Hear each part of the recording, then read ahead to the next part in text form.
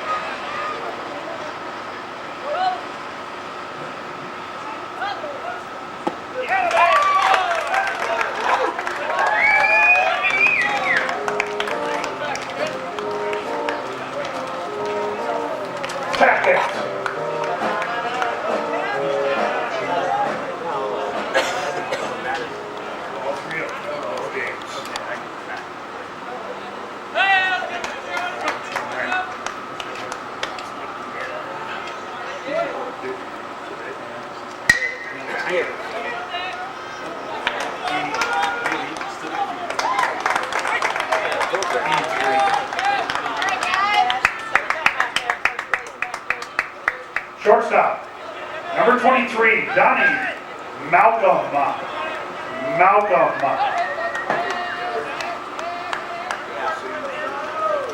Okay. That's $5 to get in. Both sides. Or 15 for the whole weekend. Every type of one side for the day. 2 games for $5.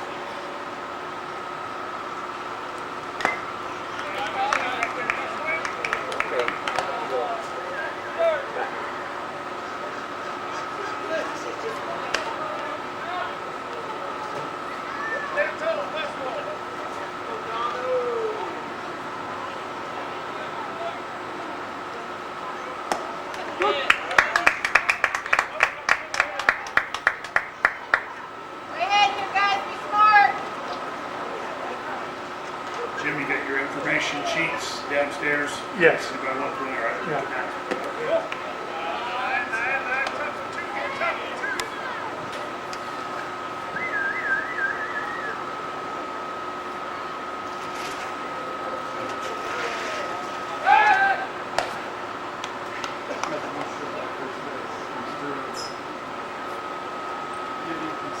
You going to be here all the games as far as you know? Plan on.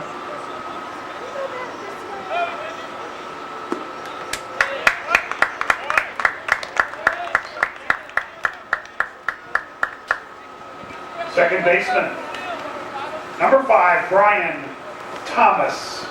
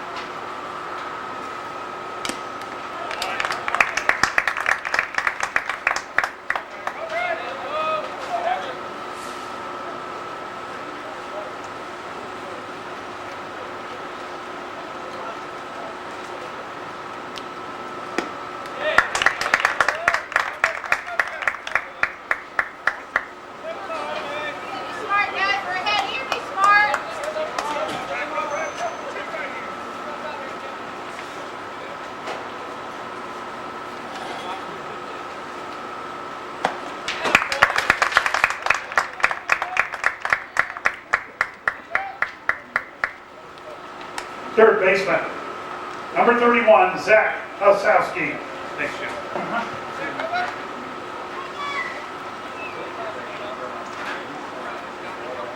Yeah, he's got a little more. Got it, okay. I'm just going to make an announcement and say anybody wants a copy of them. There's information sheets and a concession stand. So you just hold on to that. Do that each game.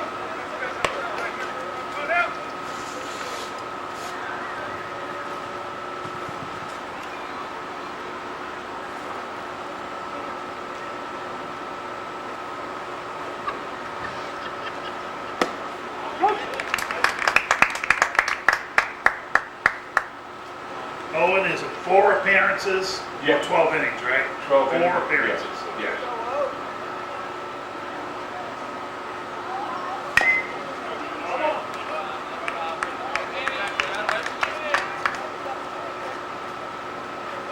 Way ahead of you guys, let's be smart.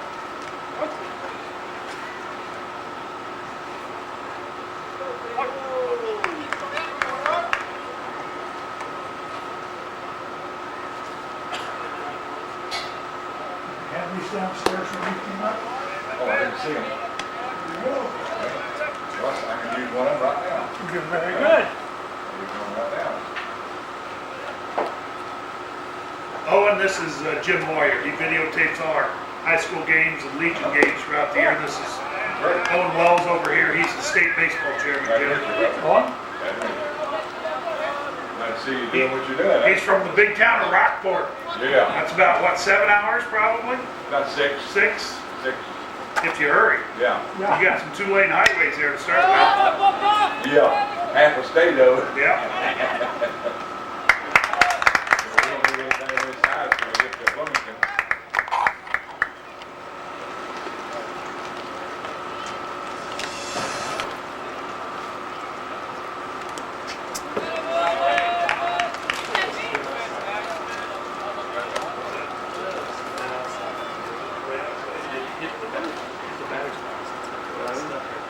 Oh, on the line.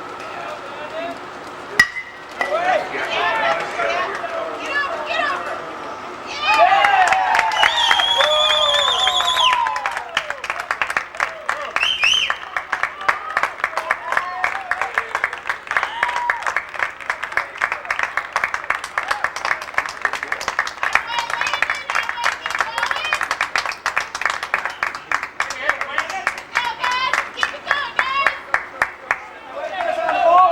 Designated hitter number 37, Jordan Adams.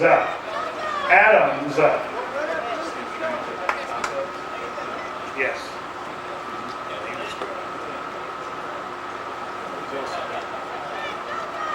Relax up there, deep breath, Jojo. There you go. Get down. There you go.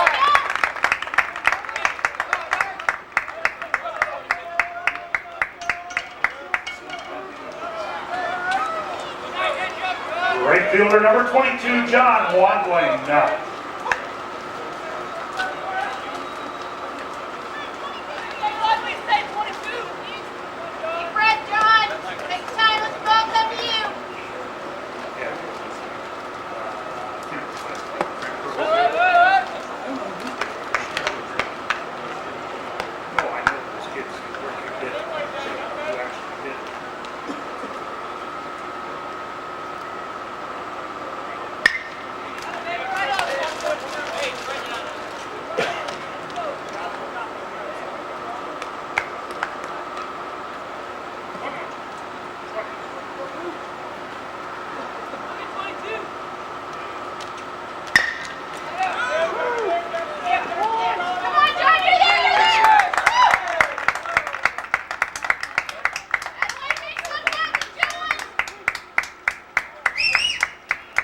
Catcher, number 2, Sam Gretler. Okay, Sammy! Gretler.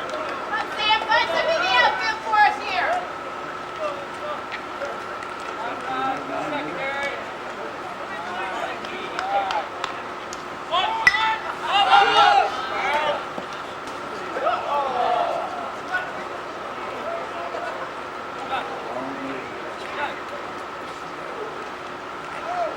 And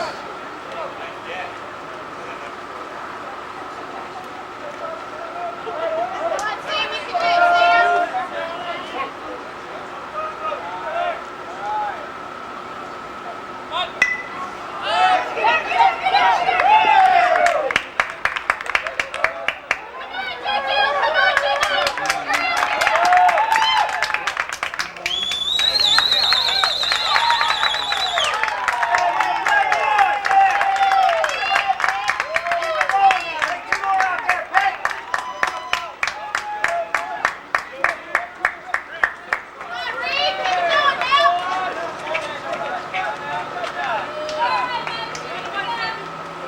shortstop, number 13, Reed Hafner. Hafner.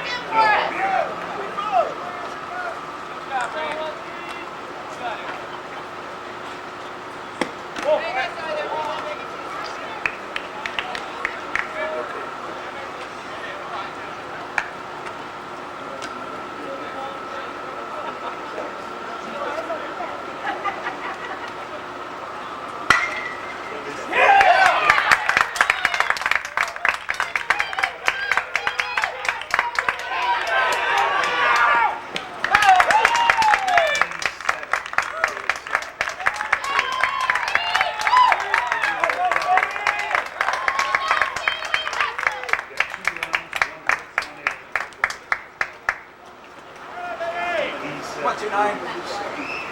Drive the ball, 2-9. Drive it. Right the outfield.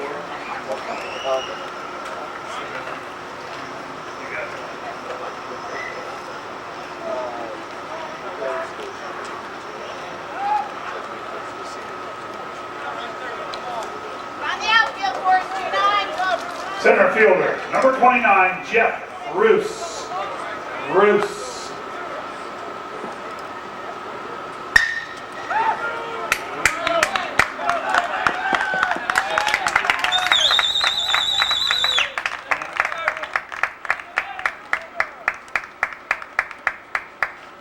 Second baseman, number 14, Lucas Ray. Ray.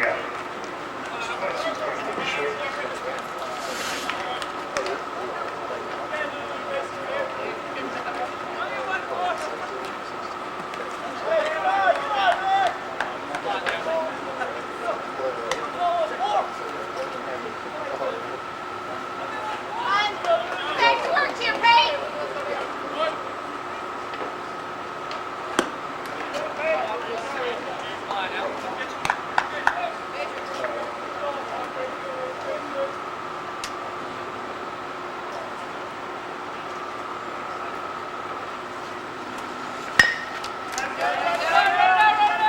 We travel, come on now. All right. Left fielder, number 30, Matt Wilkinson. Wilkinson. Keep it, Lucas, it'll go through. Keep it.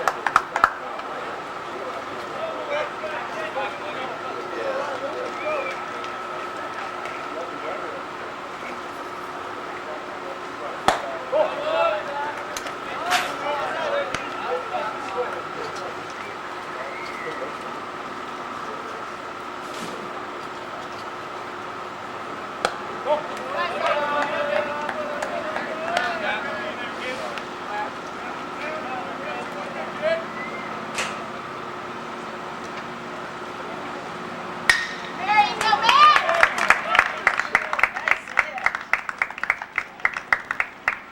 Come on, Madison. First baseman, Going on two for a number little bit. 46, Matt Blythe. Blythe.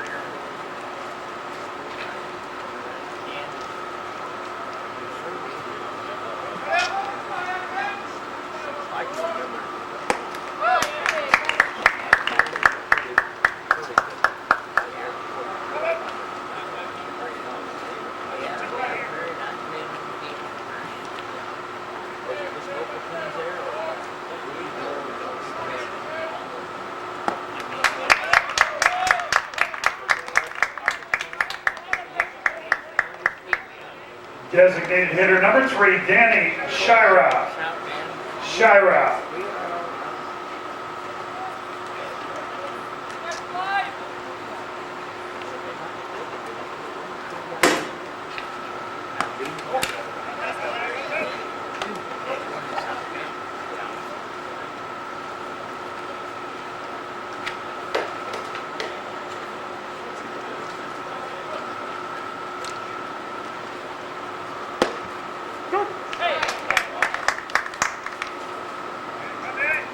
On her toes, Kate. Come on now.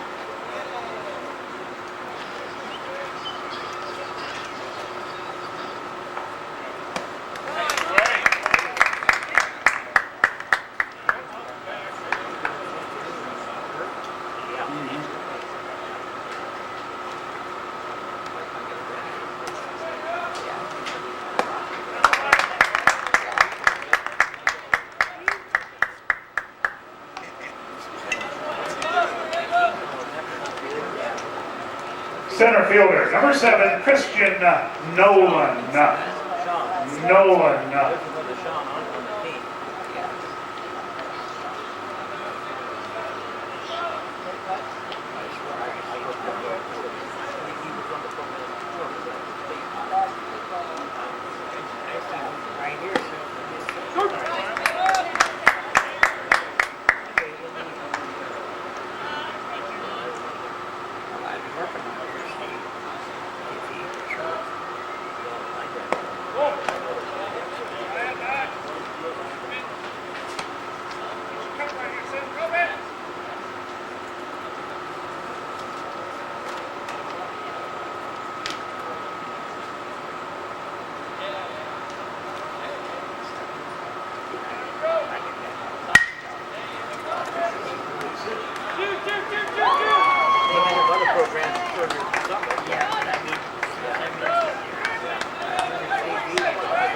Left fielder number 8, Trey Thurston. Thurston. That's all right. Got 2 down. Come on, guys. Got 2 down. Come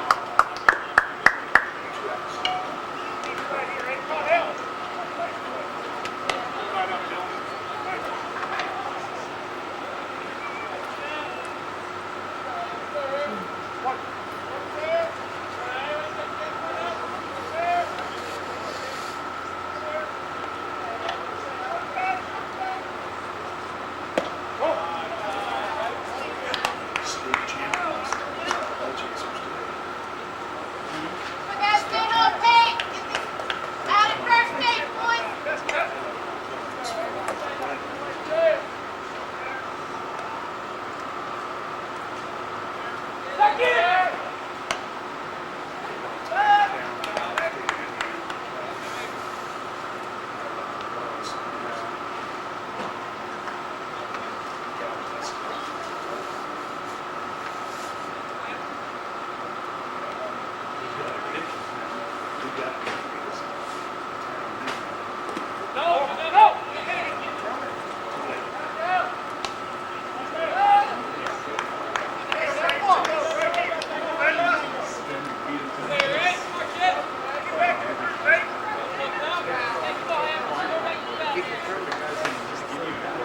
Deep breath, Jacob. Take your time now. Focus in.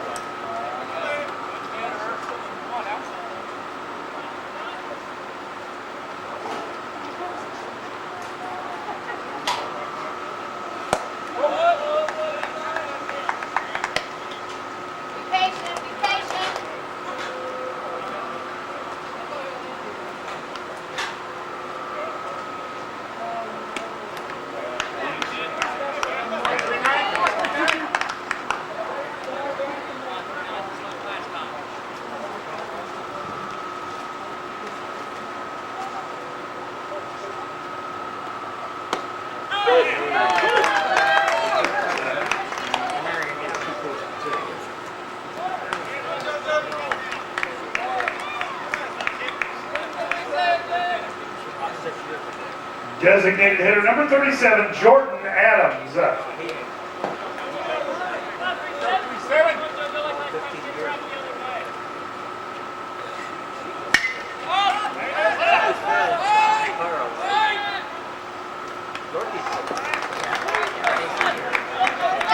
Right fielder number 22, John Wandling.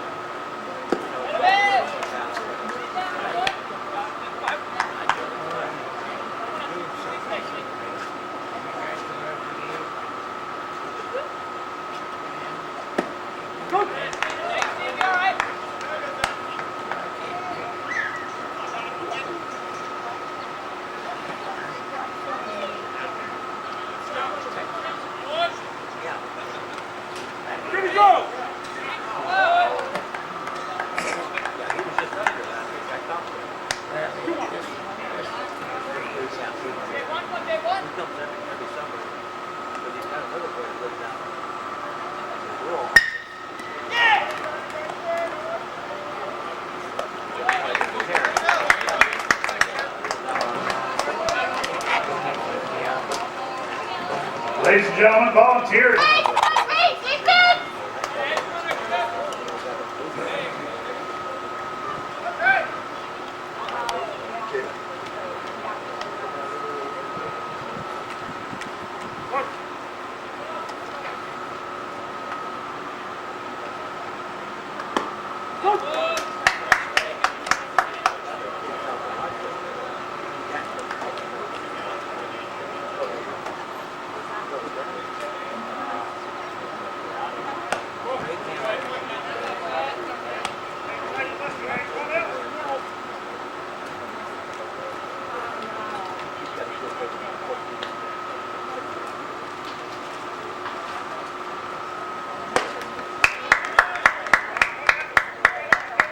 Your head here, boys. Your head here. Be smart.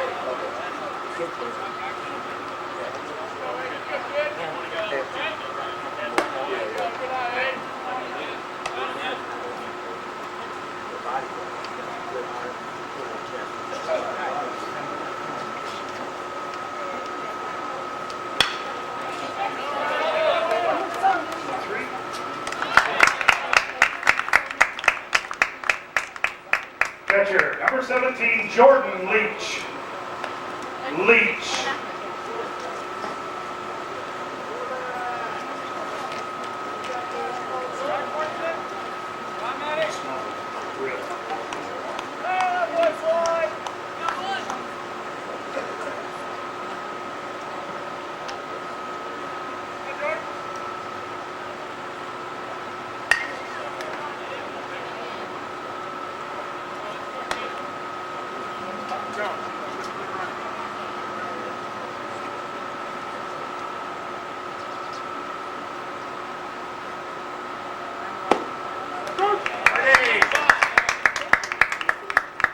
Way ahead again, guys. Way ahead. Be smart.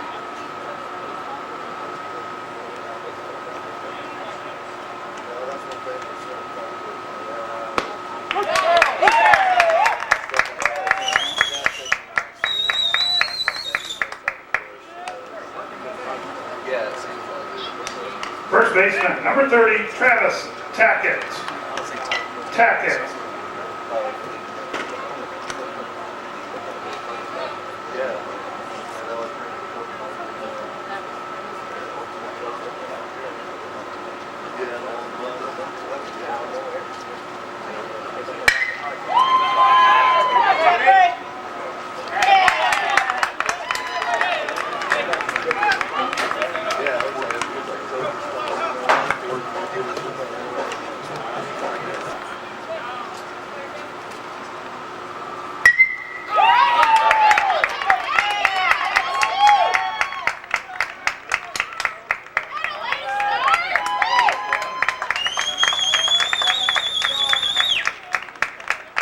Shortstop number 13, Reed Hafner.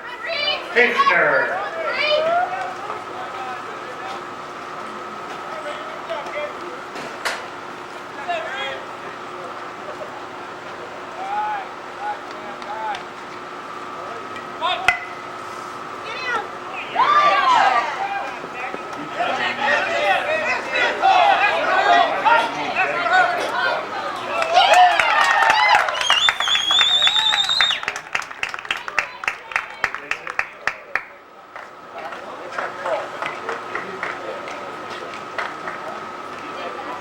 Center fielder, number 29, Jeff Bruce.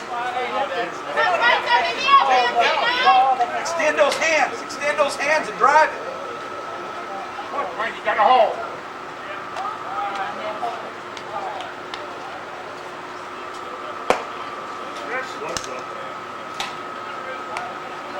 Extend those hands and drive the ball.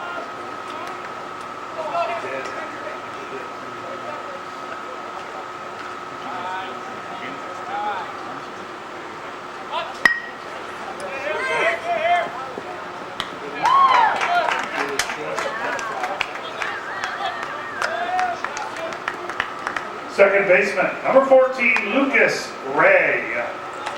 Ray.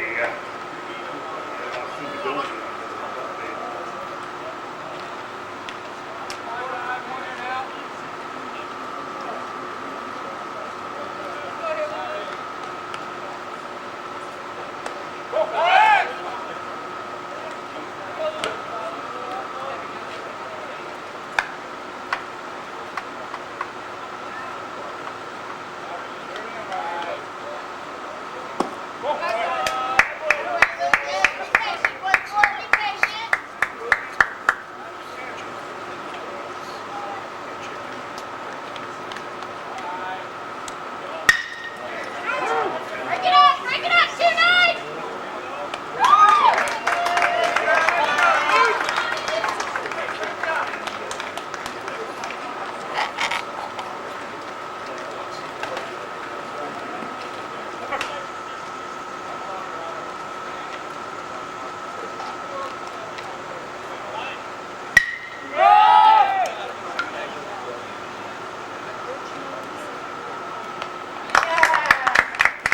Second baseman, number 5, Brian Thomas. Thomas.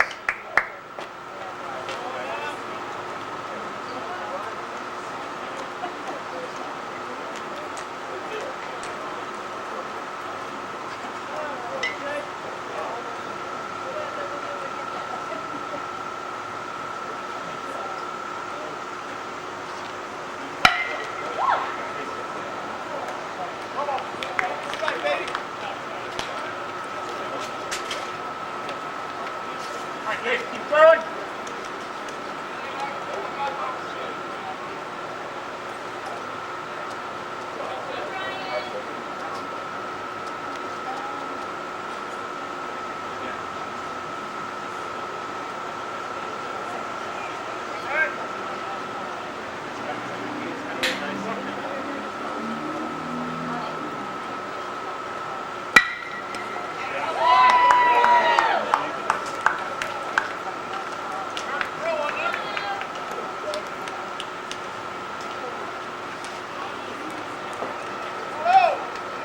Third baseman, number 31, Zach Asowski.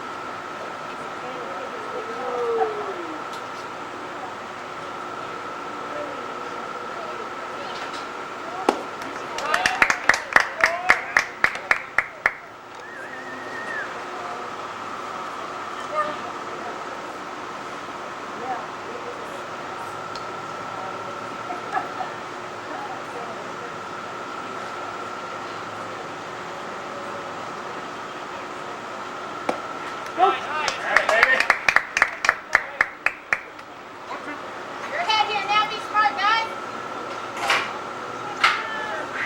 Good grief. Make it through all of them?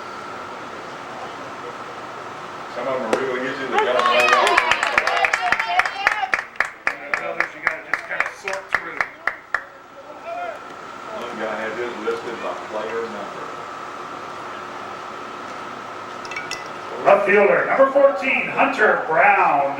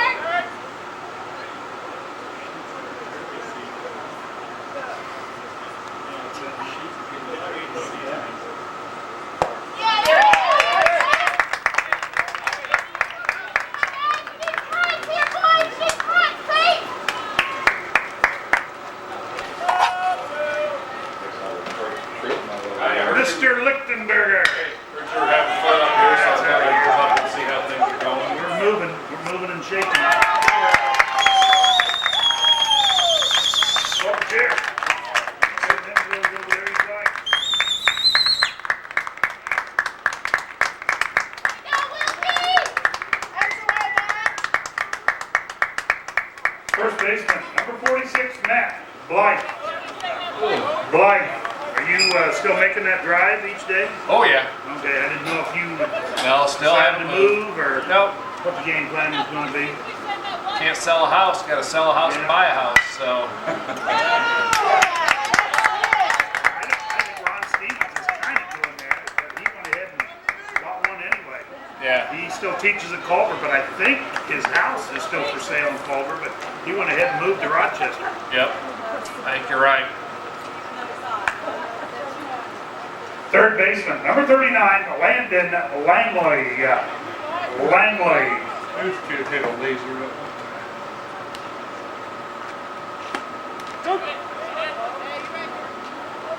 Who's the pitcher for the team in yellow? His name is Jacob Hamilton.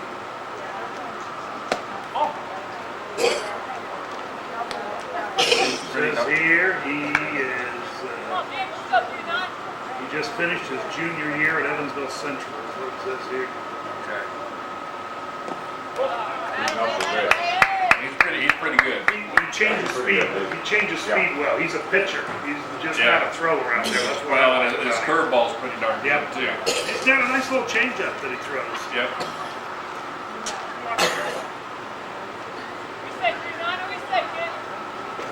Who's their best? Well, which one of these kids?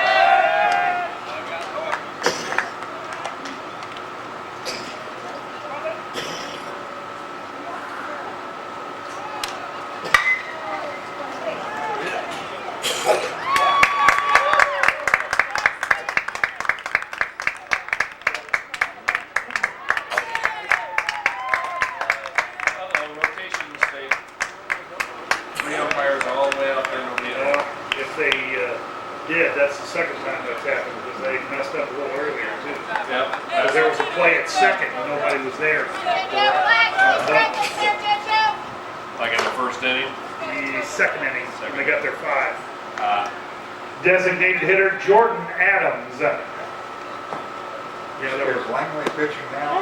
no. He's playing third. He's the runner out at second base. He's playing third base That's this what game. I was- Is he pretty good? He throws pretty hard. He's a big boy. He might get far.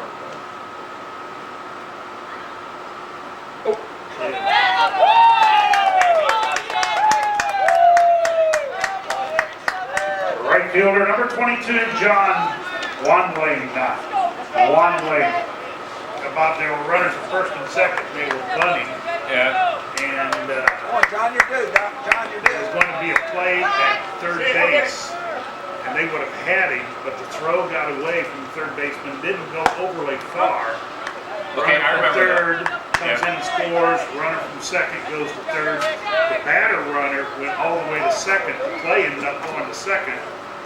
Umpire was at third. Umpire was at first, and it was a close play. They got it right. Right. They both looked at one another like, who's going to make the call here? Should have been the first base umpire following the Yeah, runner should have down. followed the runner. He obviously kind of fell asleep. Is that Tony? At first? At first. Is who No, that no, is. Tony's at third. Tony's at third. Jeanette is the one that I don't know. Um, Adam Tomlinson. Tomlinson. He worked the state tournament this year. Did he? Where's he from? Over in Elkhart, I think. Really? Somewhere like that. He's pretty good. He's young. It was his first tournament this year. You said he did the state? He worked the section. He worked the He section. worked the tournament. Okay. And he's young. I think he's also working on getting his college stuff I too. see. Catcher, number 2, Sam Gretler. With Gretler. he works an awful lot with Scott. Okay.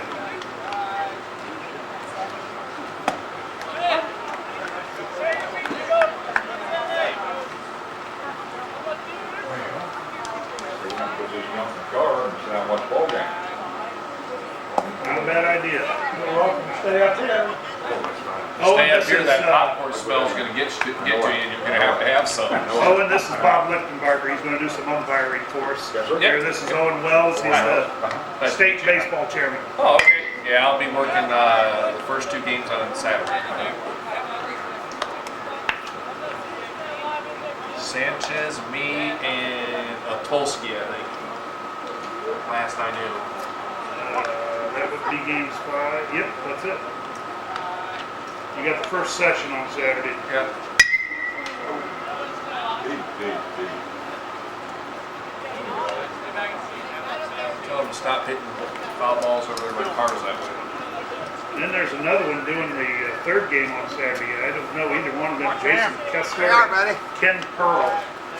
I've heard of both of them, but I don't know. They're with Sargent on Saturday night. Guys from over in the region. I'm guessing that's probably Yeah. from since they're with him. I think I worked with Ken Pearl maybe earlier this year.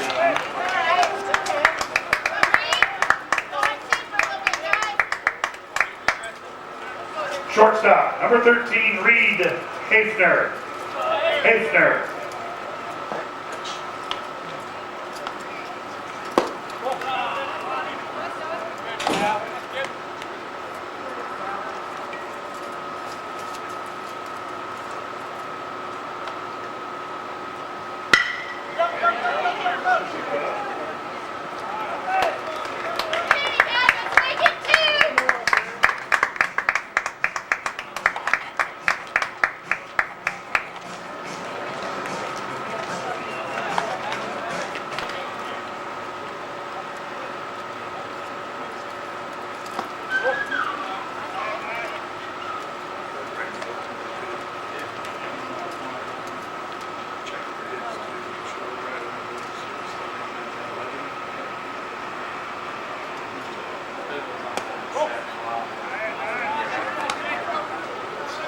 That was the second Come on, round. Jake. Come on, Jake.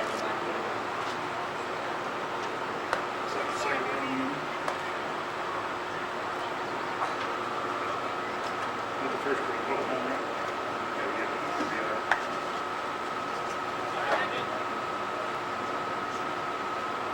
I don't think I've worked behind a 5'8", 140-pound catcher in a long time. Yeah, he's That's a little guy. pretty small. Shouldn't get in the way that way. That's right. Should be able to see the zone.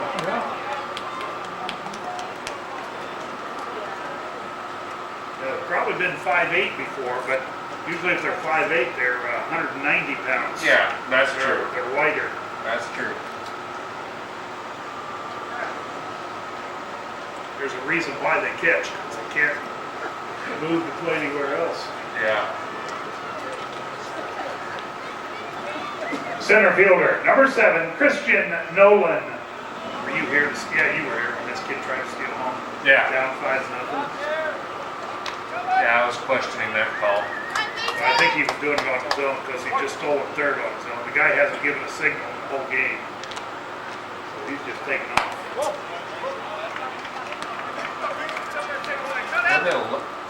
Wasn't it a left-handed No, batter? it was a right-handed hitter. Okay. He swung and missed. And it was a pitch right down the middle and he That's swung right. and missed on.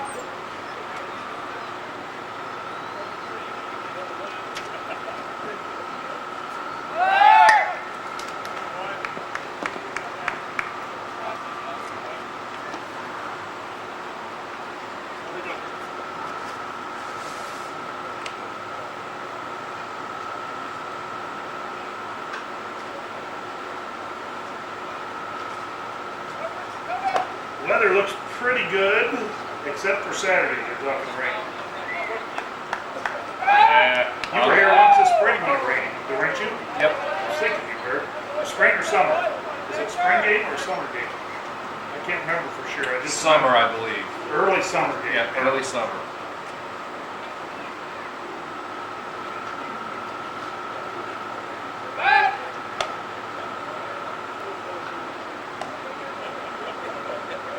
I should walk Kokomo, maybe one of those. Yeah. June 15th and 16th.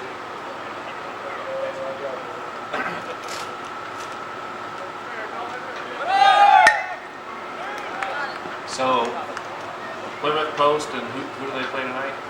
Post 50, Post 50? who won the Crown Point. Right. And Terre Haute plays first game tomorrow against the winner of game 2. And the 2 losers tonight play game 2 tomorrow night. Gotcha.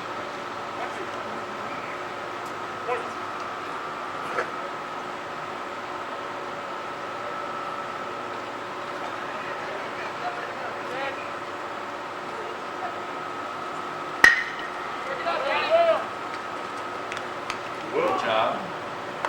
That's all right. Let's wait and see. Make it quick, Willie.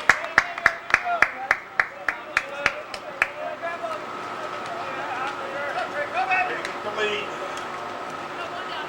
Left fielder, number 8, Trey Thurston.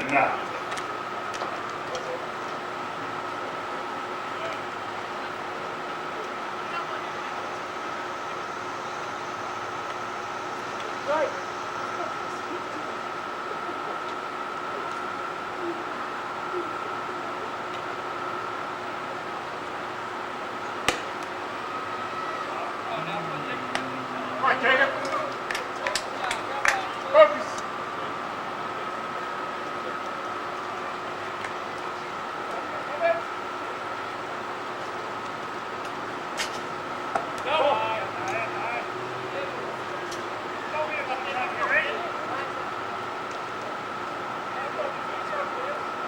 Focus in, 3-2. Nice and easy. Deep breath.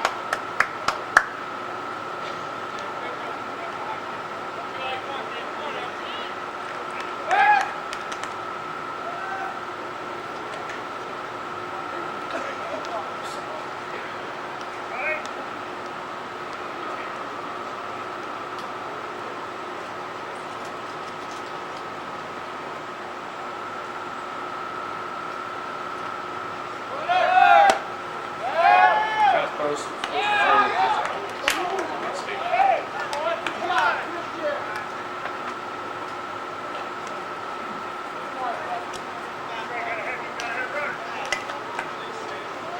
What's the matter, Jacob? What's the matter? Make the catcher jump.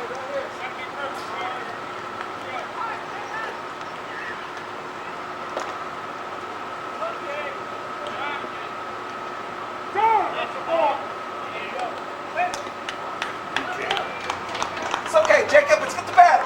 That 1 run's not gonna matter. Let's go. Get the batter.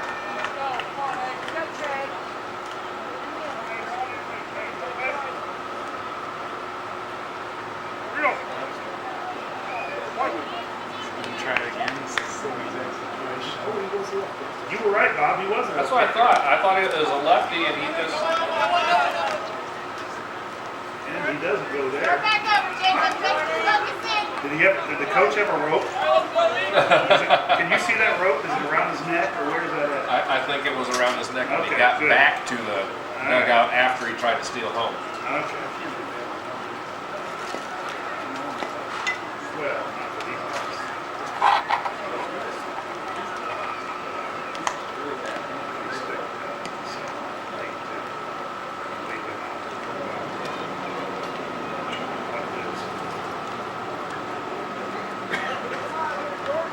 Pitching coach is huge.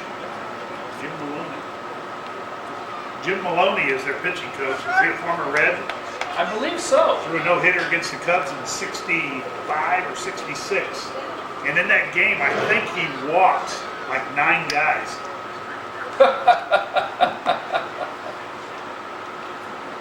That is a big dude. And then you got 69, Kenny Holtzman throws a no-hitter against the Braves. You know, he's a strikeout pitcher when he pitched. He was Right. 250 strikeouts a year. He had 0 strikeouts in that game. Yeah, I wonder how many no hitters there are that have 0 strikeouts. Catcher number 17, Jordan Leach. Not very often. Nope.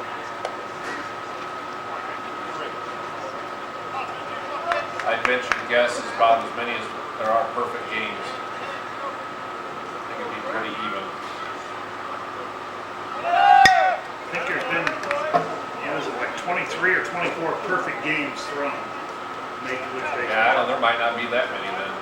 First one I remember was Come on, defense. We're right out there for Jacob. 1965 or 66. Catfish Hunter threw one against the Twins. Won 4-0. First one I ever remember as a kid. Right.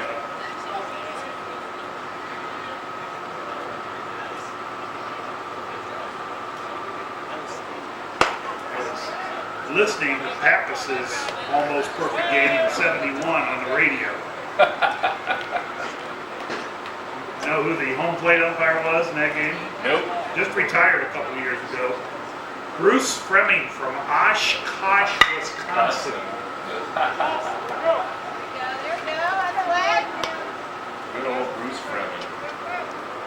No, Pappas told Bruce Fremming one time, if you would have called that a strike, you would have been a famous umpire. Fremming came back and said, who were the other home plate umpires in the other perfect games? Pappas, of course, had no answer. Right, yeah.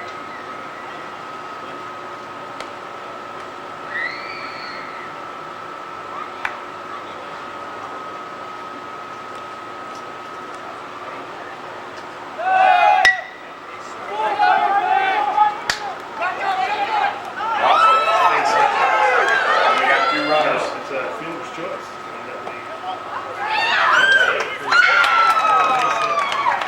Wow. Come on, Pate, let's go. Let's get into this game. Come on, Pate. That was Let's get in this game, Pate. Don't we've let seen up, that guys. You can't let up. Yeah, it's a tough field here. Yep. Definitely. First baseman, number 30, Travis Tackett. Tackett. That's it right. Come on, guys. Get it out here.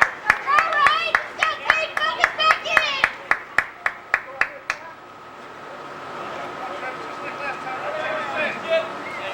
Work on the batter, Jacob. 6'5", 225. Had him done. Yeah. Big dude. Let's go, Jacob. Let's go. Get back in this. Reach out over that plate. Take control, Jacob. Take control. Golden stands too.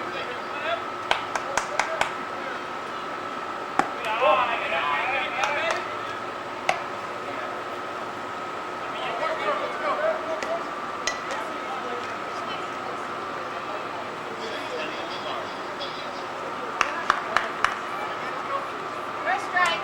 You're all right.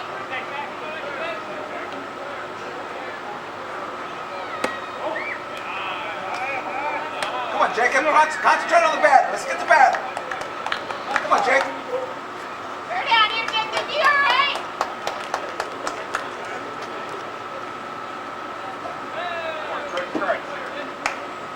There we go. Stay right there. They're training umpires to call their strikes in front of their body like Sanchez does. That makes it hard up here, doesn't it? If we don't hear him, Yeah. it can be.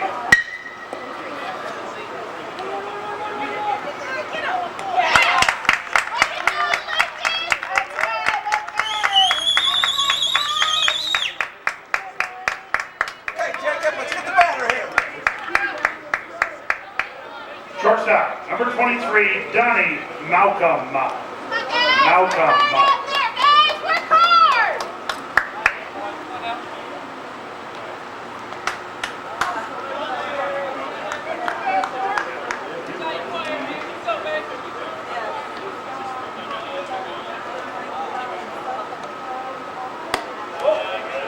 Come on now. First strikes.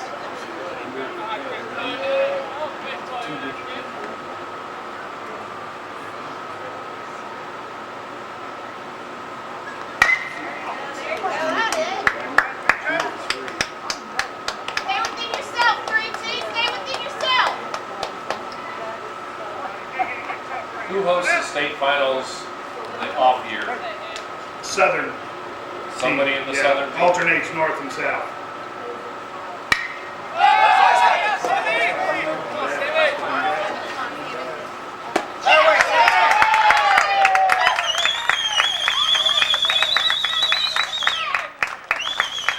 And this is the third time we've hosted it. Get in, guys. Get in. 2 years ago, he hosted the guy hosted. Come on, 2-9. Extend those hands and drive it. Come on.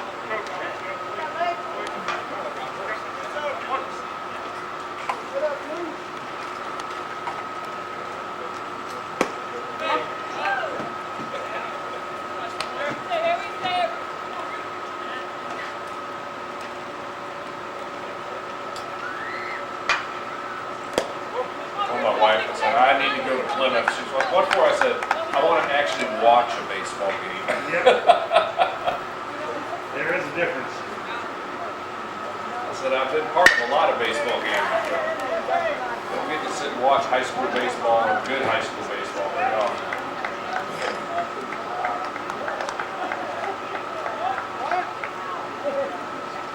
Second baseman, number 14, Lucas Ray.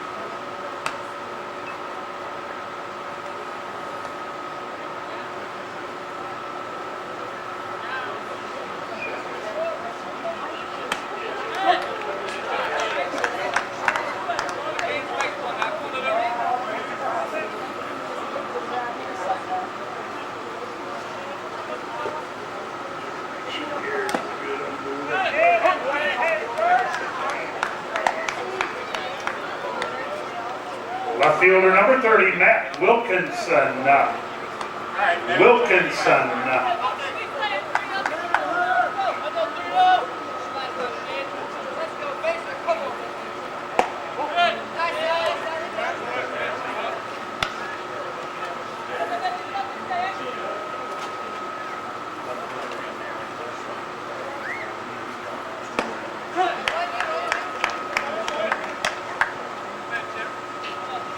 So are these state finals happening in time that it doesn't interfere with eligibility again?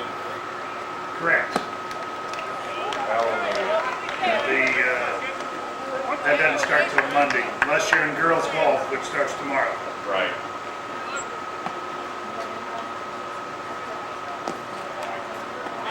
Only the winning team in this tournament will be affected by, going to the national, regional, I think it's called. I think that's somewhere in Illinois, maybe. I'm not 100% sure where it's at. When we won the state, they went to Cincinnati for the national regional. Oh, yeah? It's been in Midland, Michigan, it seems like several times also.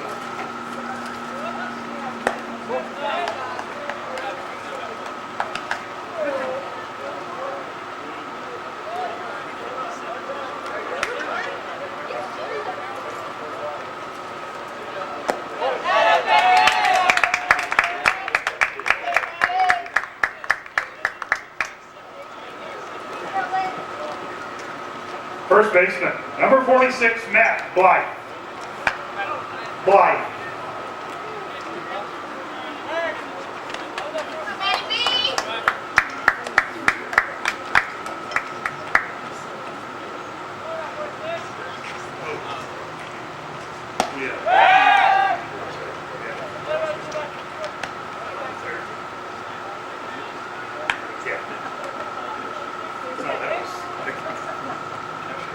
Oh, yes.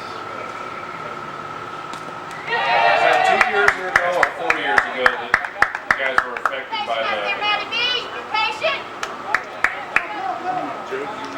by the eligibility rule? Was that 2 or 4 years ago? It must have been 2 years ago because Joe wasn't playing in, he said.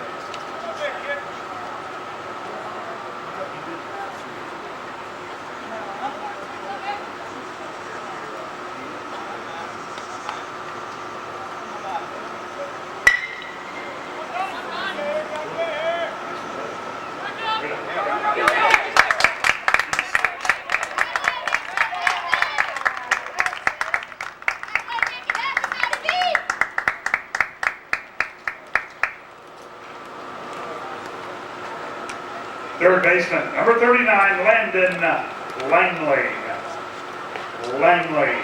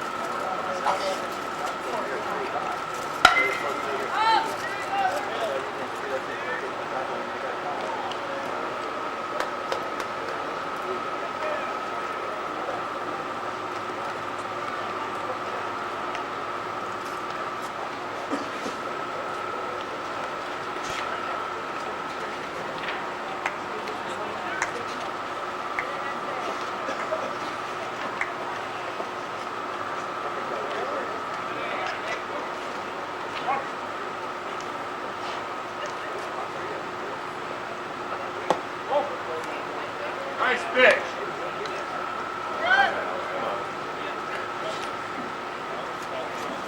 I've heard one word about strikes over there.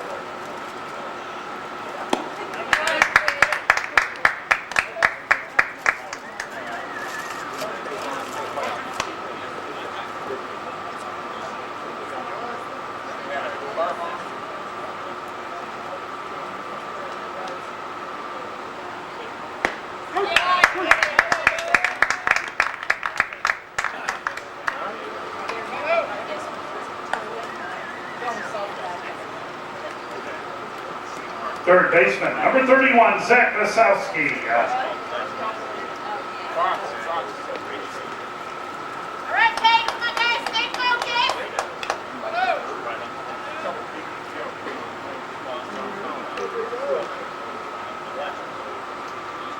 Actually, I think they did it.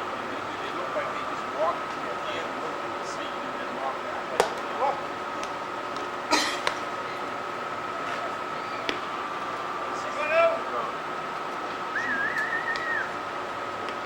He has it on his face.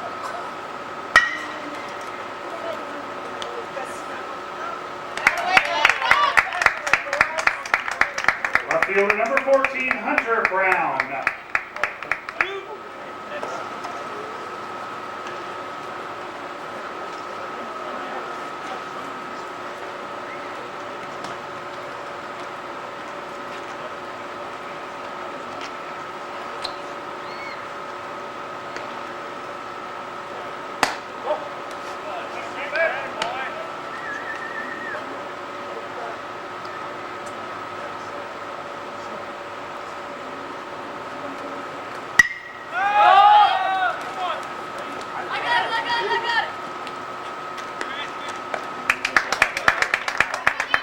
Ladies and gentlemen, boys and girls, get on your feet. It's time for the 7th inning stretch. Stand up and join the late great Harry Carey as he sings "Take Me Out."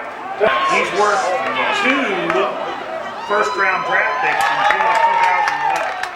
Oh, I didn't realize that part. Yeah. So what do you want? Yeah, you figure out what's going to be best for your organization.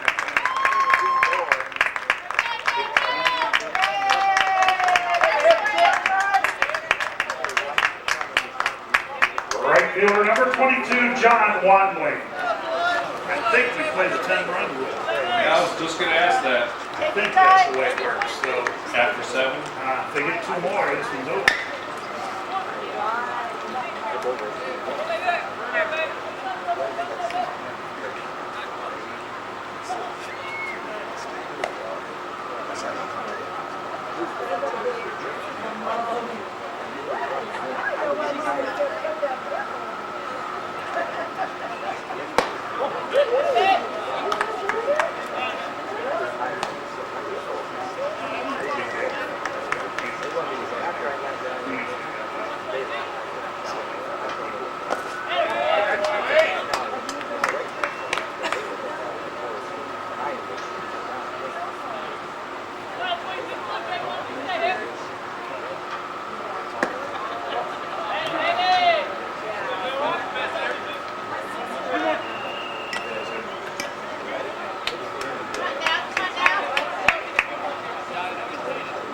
Yeah, it's a big Sunday afternoon.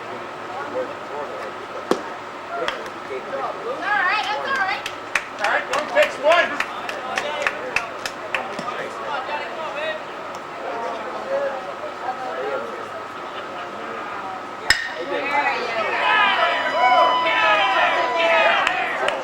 Yeah, that's it.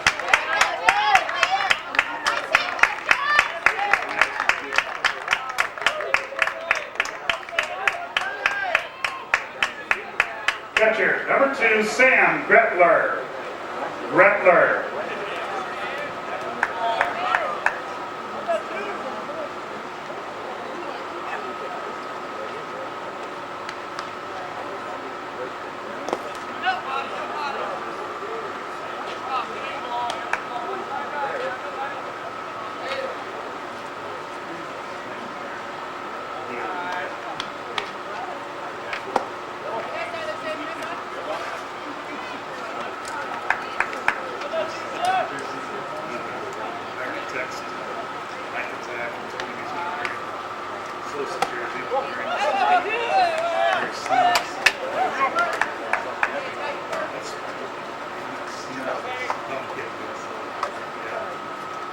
It's not tucked in, it's tucked under.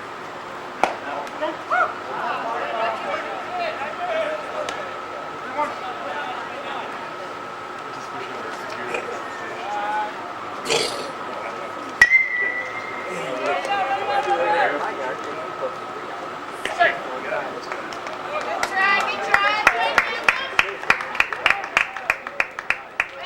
Shortstop number 13, Reed Hafner.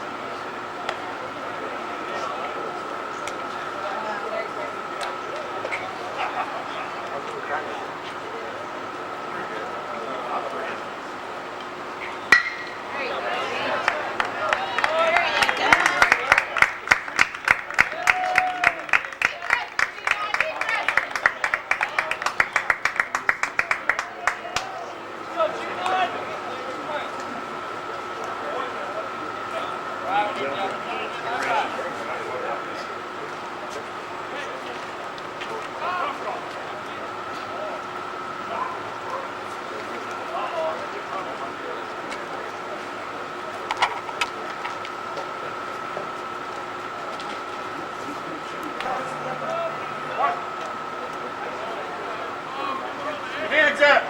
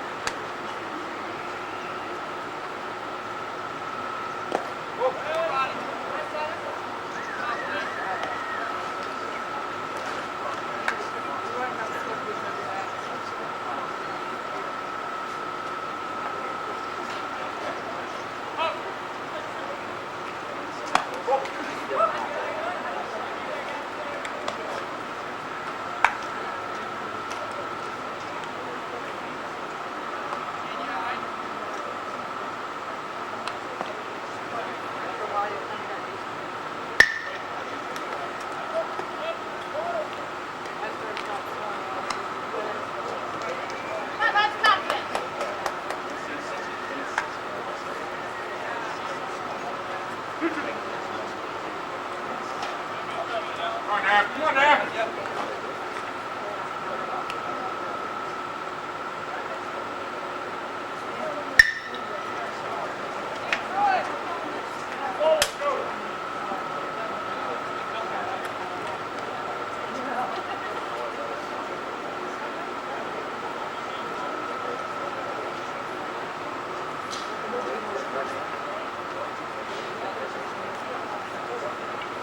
Come on, Jeff. Come on, man.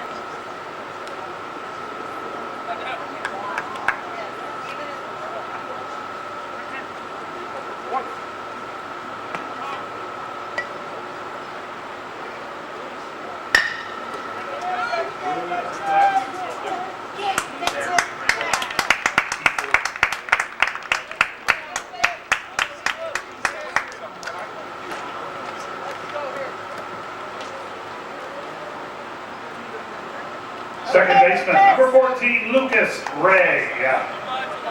Ray.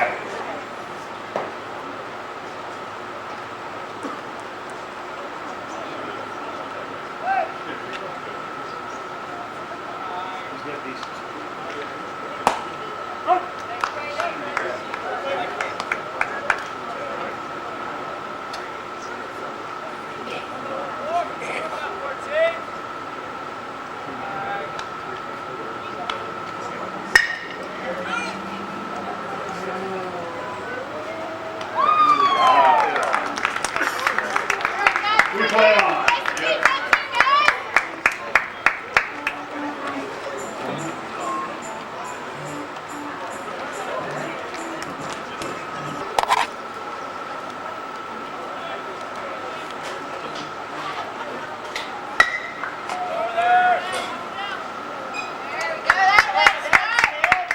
Center fielder number 7, Christian Nolan.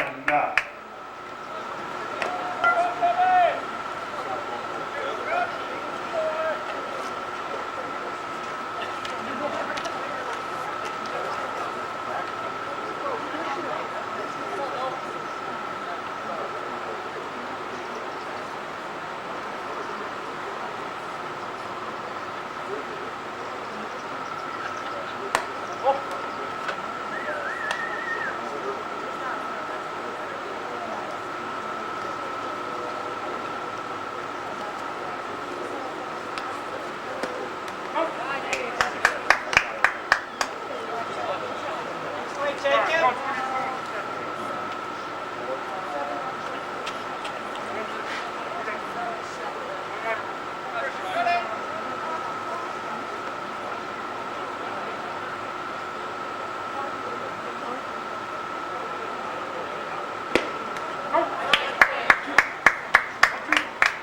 That's it, Jacob. Stay in your own zone.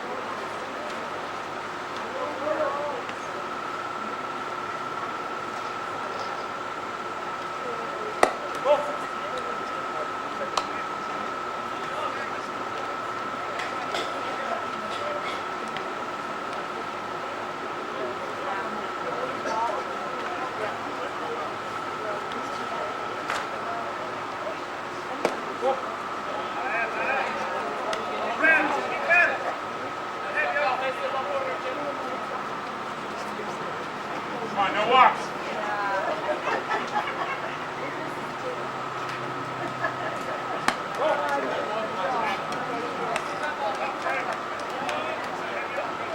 Left fielder number 8, Trey Thurston.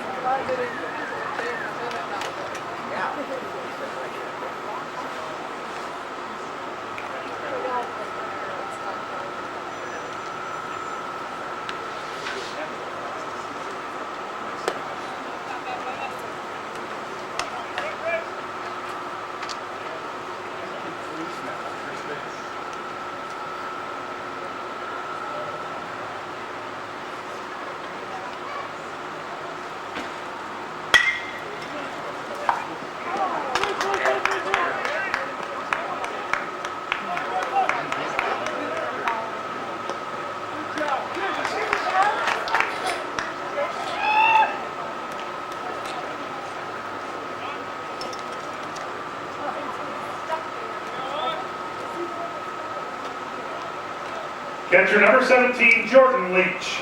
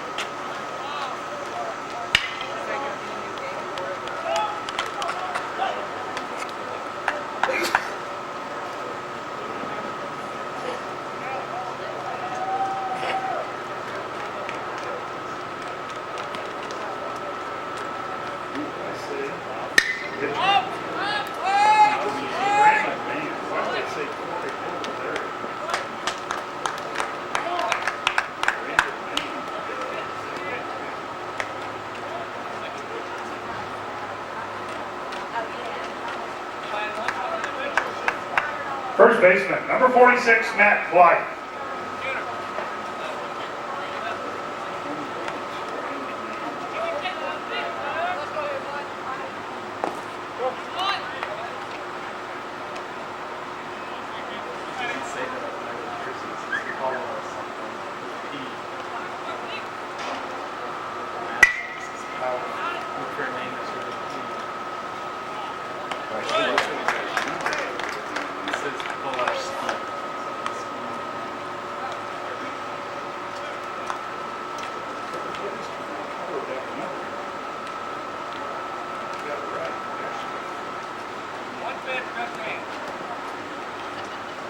Third baseman, number 39, Landon Langley.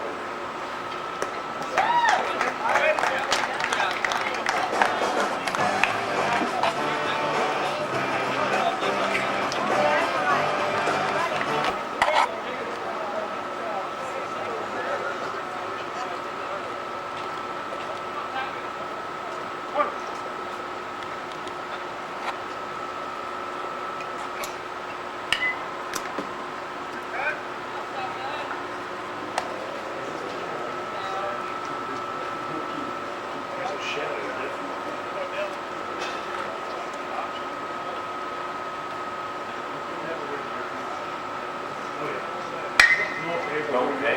All night.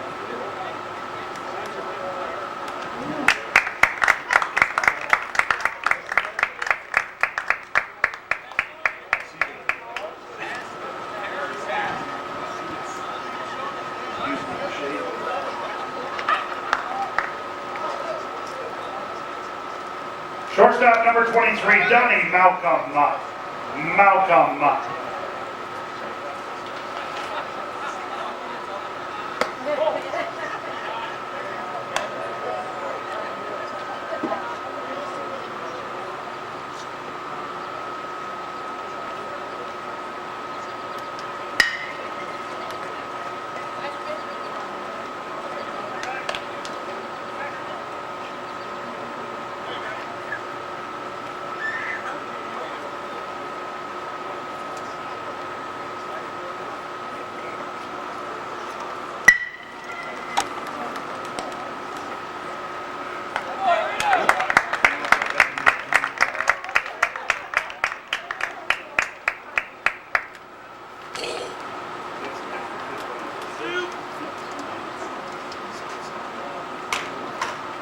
Second baseman, number 5, Brian Thomas.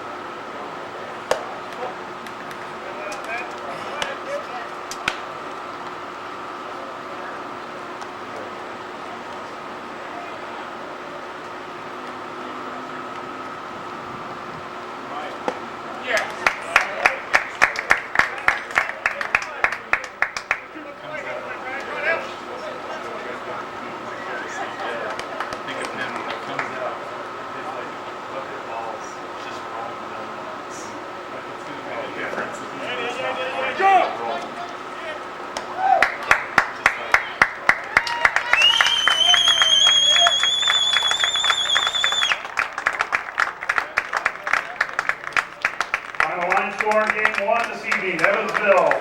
Post 265, 10 runs, 14 hits, 2 errors. Madison post 9, 1 run, 3 hits, and 5 errors. Your winning pitcher, Jacob Hamilton. Losing pitcher, Luke Jones. Time in game, 1 hour and 58 minutes. Total attendance for game 1 was 77.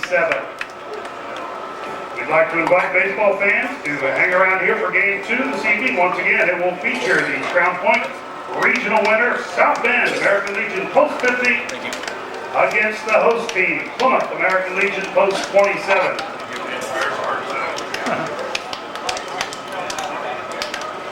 Because of Evansville's win, they will play again on Saturday. And they will be playing the first game on Saturday at noon. Madison's next game. He's the boss. He is Tony Ross. Thank you very much, Scottaroo. And good evening, everybody, and welcome to Post 27 Baseball here on AM 1050 Sports. Devin Bailey, a right-handed hitter, stands in and faces Hackworth, who offers the first pitch of the ballgame, a fastball right down the middle for strike 1. Plymouth decked out in their home whites with navy blue lettering and numerals and white orange trim around the uniforms. And the 0-1 pitch right on the inner half to Devin Bailey and Devon Bailey, and now the count 0-2. Devon stands right in on the plate. I mean, he is just about as close to home plate as one can get. The 0-2 fastball on his hand, slow roller left side, charging McMahon, bobbled by McMahon, and that's going to be a base hit. As I'll tell you, even if McMahon comes up cleanly with that one, that's going to be a tough play for him. Well, that was it on the fist of Bailey that time. Obviously, as you said, he crowded the plate there, so he took a swing and kind of fisted him a little bit, and was a slow hopper, and that guy's pretty fast, so I'm not sure he would have been able to throw him out even if he would have fielded it clean, Tony. Well, I'll tell you, that should be a mental note on both Hackworth, Andrews, and McMahon's part. When you see him standing that close to the plate, you bust him in, odds are he's going to do two things, and there's a bunt laid down by the number 2 hitter, Janison, fielded by Hackworth, and he throws the first to complete the out there. So the sac bunt laid down by Janison moves the runner up to second base. So there's one out, and that'll bring up Malcolm White, a .438 hitter with no home runs and 8 runs batted in. But back to my statement here a moment ago, when you got a player in on the plate that much, he's either going to yank it hard or he's barely going to hit it if he busts him in the hands. And Devin didn't take a very good cut. So you might want to just kind of be a little bit more leery of the fact that he's not going to hit shots at you on the left side unless you get it middle or away. Right.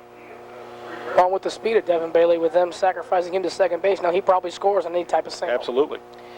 Malcolm White, 0-1 pitch to him. This is into the dirt and a good scoop up by Brody Andrews. Brody Andrews has done a great job behind the plate for Coach Ostrauser and Coach Plotho. The 1-1 pitch. Swing and a miss at a fastball that was tailing away from the right-handed swinging White. That was a big swing. So now it's a ball and 2 strikes. A nice crowd on hand for game 2. The first game went to Evansville. They beat Madison post 9, 10-1. Here's the 1-2 pitch. Fastball lifted high to right field. And Ben Irons is going to do a little circle, but he's able to make the catch. Tagging from second is Bailey, and he will get the third standing. So that one ends up being a fly to right, but getting the job done, moving Bailey 90 feet to third base. So South Bend threatening early here with a runner 90 feet away. Well, Devin saw that Ben was having a little bit of trouble with tracking that ball, so he smartly got back to the base and tagged up and got himself to third base with a chance for a 2-out RBI for Cody Schnell. Cody Schnell, a South Bend Clay product, a .412 hitter with no home runs and 14 runs batted in the postseason. And the pitch to him misses inside. Shell has been hitting the ball very well. With those numbers that I just talked about a moment ago, what's even more impressive, he's got a .600 on-base percentage, the 1-0. Grounded through the left side. This is going to be tough for Bowers. He gets there, throws, but it's not in time, and a run will score. It'll go as an RBI infield hit for Cody Shell, who just placed it perfectly on the deep side of short. Yeah, he hit it very deep, and he hustled very hard down to first base, and Mark made a nice stop and had a good throw, but that was so deep that really with the speed that Shell has, it was going to be real tough for him to get him anyway. Connor Hudnall, a South Bend Clay product. He's a left-handed swinger. As a throw to first gets the runner back. Hudnall, a .542 hitter with no home runs and 14 runs batted in the postseason for South Bend post 50. As that fastball misses outside. 1-0 the count to Hudnall. Outfield playing straight away. The center fielder, Cody Barrier, oddly enough, maybe a shade toward left center. Snap throw to first. Well, and you know, you take a look at what the South Bend Post 50 team has done. They are hitting .414 in postseason play. 5 home runs, 76 runs batted in, and this is a line shot in the left center field. That's trouble. Barrier will have to go chase to the left center field fence. Coming around trying to score his Shell. And here's the throw to the plate, not in time. And that's going to be a Connor Hudnall RBI double off Hackworth. And just like that, South Bend Post 50 leads 2-0. Well, what he did was he took that ball and he went the way that the pitch was. It was kind of going on the outside corner. He kind of inside-outed it for a left-hander there, and it went ahead and went away, sliced away from the center fielder Barrier. So nice job of hitting by Hudnall. Drives in the second run now for Post 50. Hackworth hasn't exactly been placing these pitches where he would want, because that last pitch was about thigh high and had way too much of the plate. Alex Kohler now stands in, a .462 hitter in the postseason with 6 RBIs, and the first offering to him misses for ball 1. Kohler playing right field tonight for Coach Kespert. 1-0 to score as Hackworth from the set delivers. A good fastball on his hands, popped up right side. Giving chase to Sean Rogers. Will he run out of room? He goes diving toward the dugout of South Bend, and ends up dropping. But a great effort by Sean Rogers, and it goes as a foul pop for a strike. Brody was over there as well, hustling, trying to track that ball down. So the count evens up at a ball and a strike to the left-handed swinging Alex Kohler. He's from South Bend, Washington High School. He'll be a senior this coming year. 5'9", 150-pounder. Awaits the 1-1 from Hackworth, and that fastball sails outside, and now the count 2-1. And you know, Tony, we've watched Post 50 the past few years. We've been doing games together, and they've had potential, but it looks like this year they finally put it together. 2-1 to count. The runner at second, and Hudnall the pitch. That just misses down and away. Calling the balls and strikes for tonight's game is Tony Gugler. Adam Tomlinson is over at third, and Scott Sanchez is the umpire at first base. The 3-1 pitch. The caller. Fastball pulled to the first baseman Rogers. It got a nice hop for him. Oh, and he thought the pitcher was going to cover. Hackworth did not, and that's going to end up being an error on Hackworth.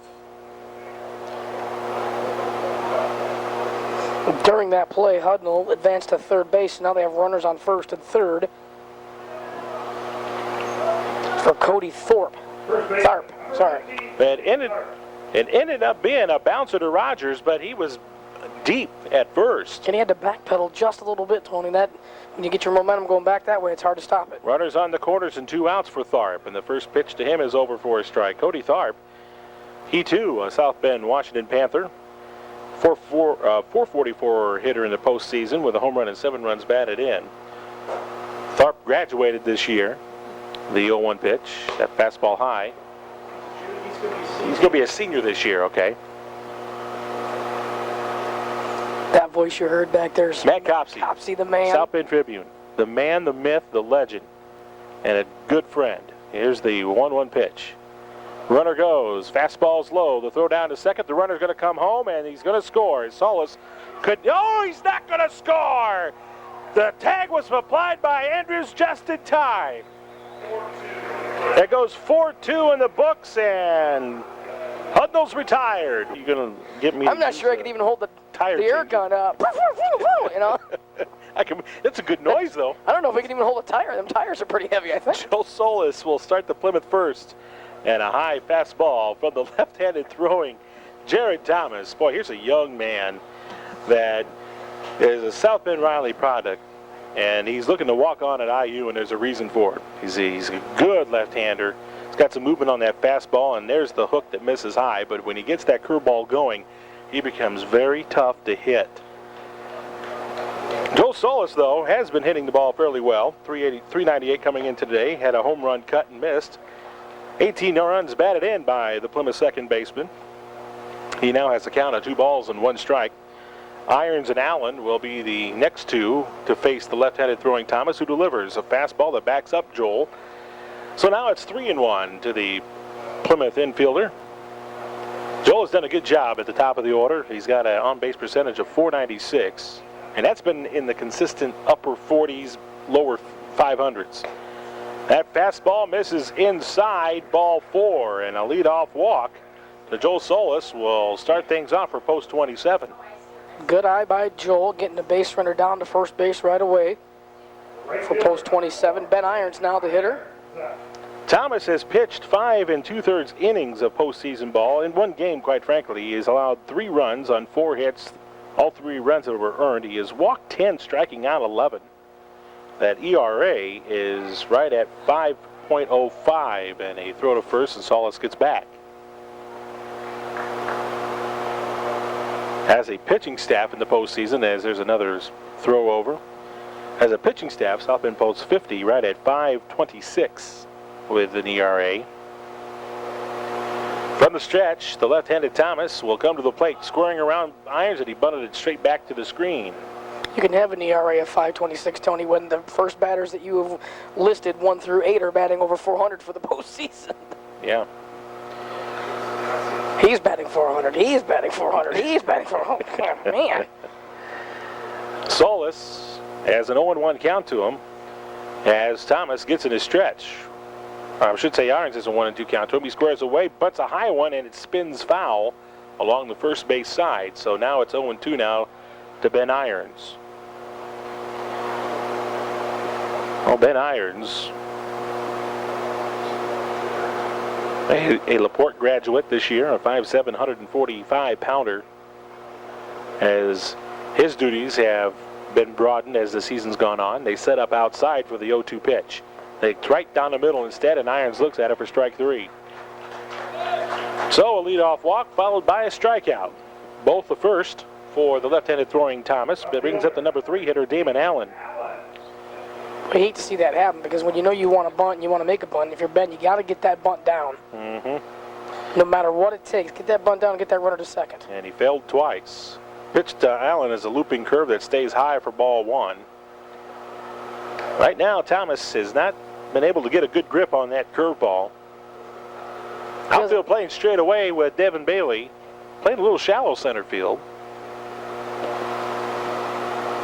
Snap throw to first, and boy, I tell you, it's a good thing that Cody Tharp, the first baseman, had Joel Solis in his way a little bit, because that ball hit Joel, otherwise it gets by him. The 1-0 to Damon Allen. That one goes inside with the fastball, and now it's 2-0. So a good hitter's count for Damon Allen. There's only one pitch he needs to be looking for right now, and it's nothing off speed. There's the fastball, knee high and across the middle, 2-1. So Thomas comes up with a good fastball that hits the zone. 2 balls, 1 strike with 1 out. Damon Allen at the plate. Joel Solis still taking his lead at first base. Plymouth trailing by 2. Damon, a good fastball hitter. Here's the pitch. Curveball into the dirt. Gets by the catcher, Lauer, all the way behind the home plate to the screen. And Solis moved up 90 feet to scoring position at second base. So Damon now sitting pretty in the count. 3 balls, 1 strike. 1 out. Thomas has not gotten that curveball over, which now almost makes him one-dimensional. The 3-1 fastball, a check swing, and Damon held up. It got called a strike. Home plate umpire Gogler thought that one caught the outer half. So now the count full 3-2 to Damon. Long look in by Jared Thomas. And with 1 out, the payoff pitch. That one misses inside, ball 4. It looked like Thomas tried to take something off that just to try to get Allen off balance if he was to swing. Didn't work.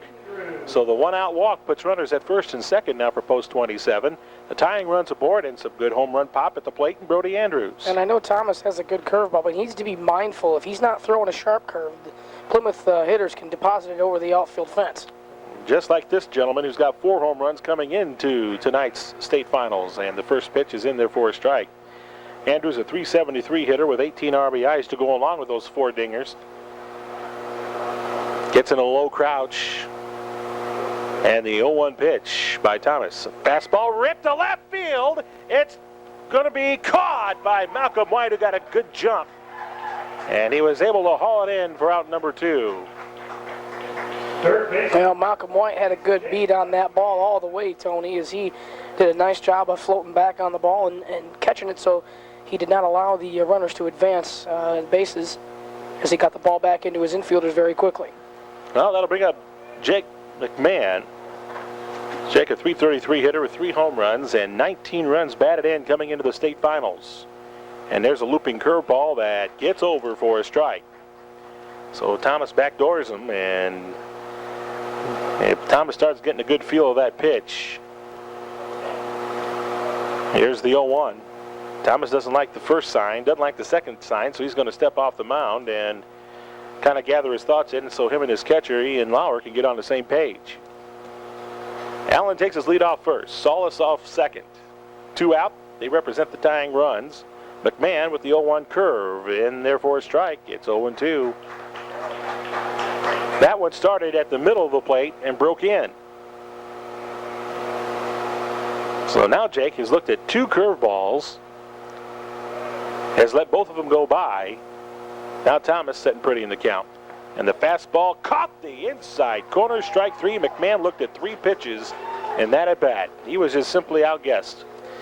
So getting out of an early pickle was Jared Thomas. As I want to talk about some great sponsors. Coca-Cola over the years, I've been at this station now 16 years doing Big Red Sports primarily, and since the inception of American Legion Ball, and Coca-Cola has just jumped on board every single year. Yeah, they have. It's been wonderful, wonderful partnership.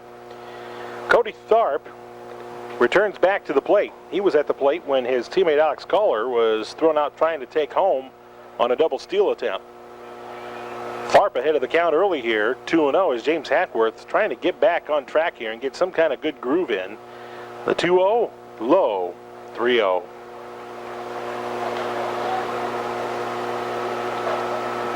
And we need to keep in mind when we're talking about James Hackworth, the Plymouth left-hander here, he's not been on the mound in quite a long time.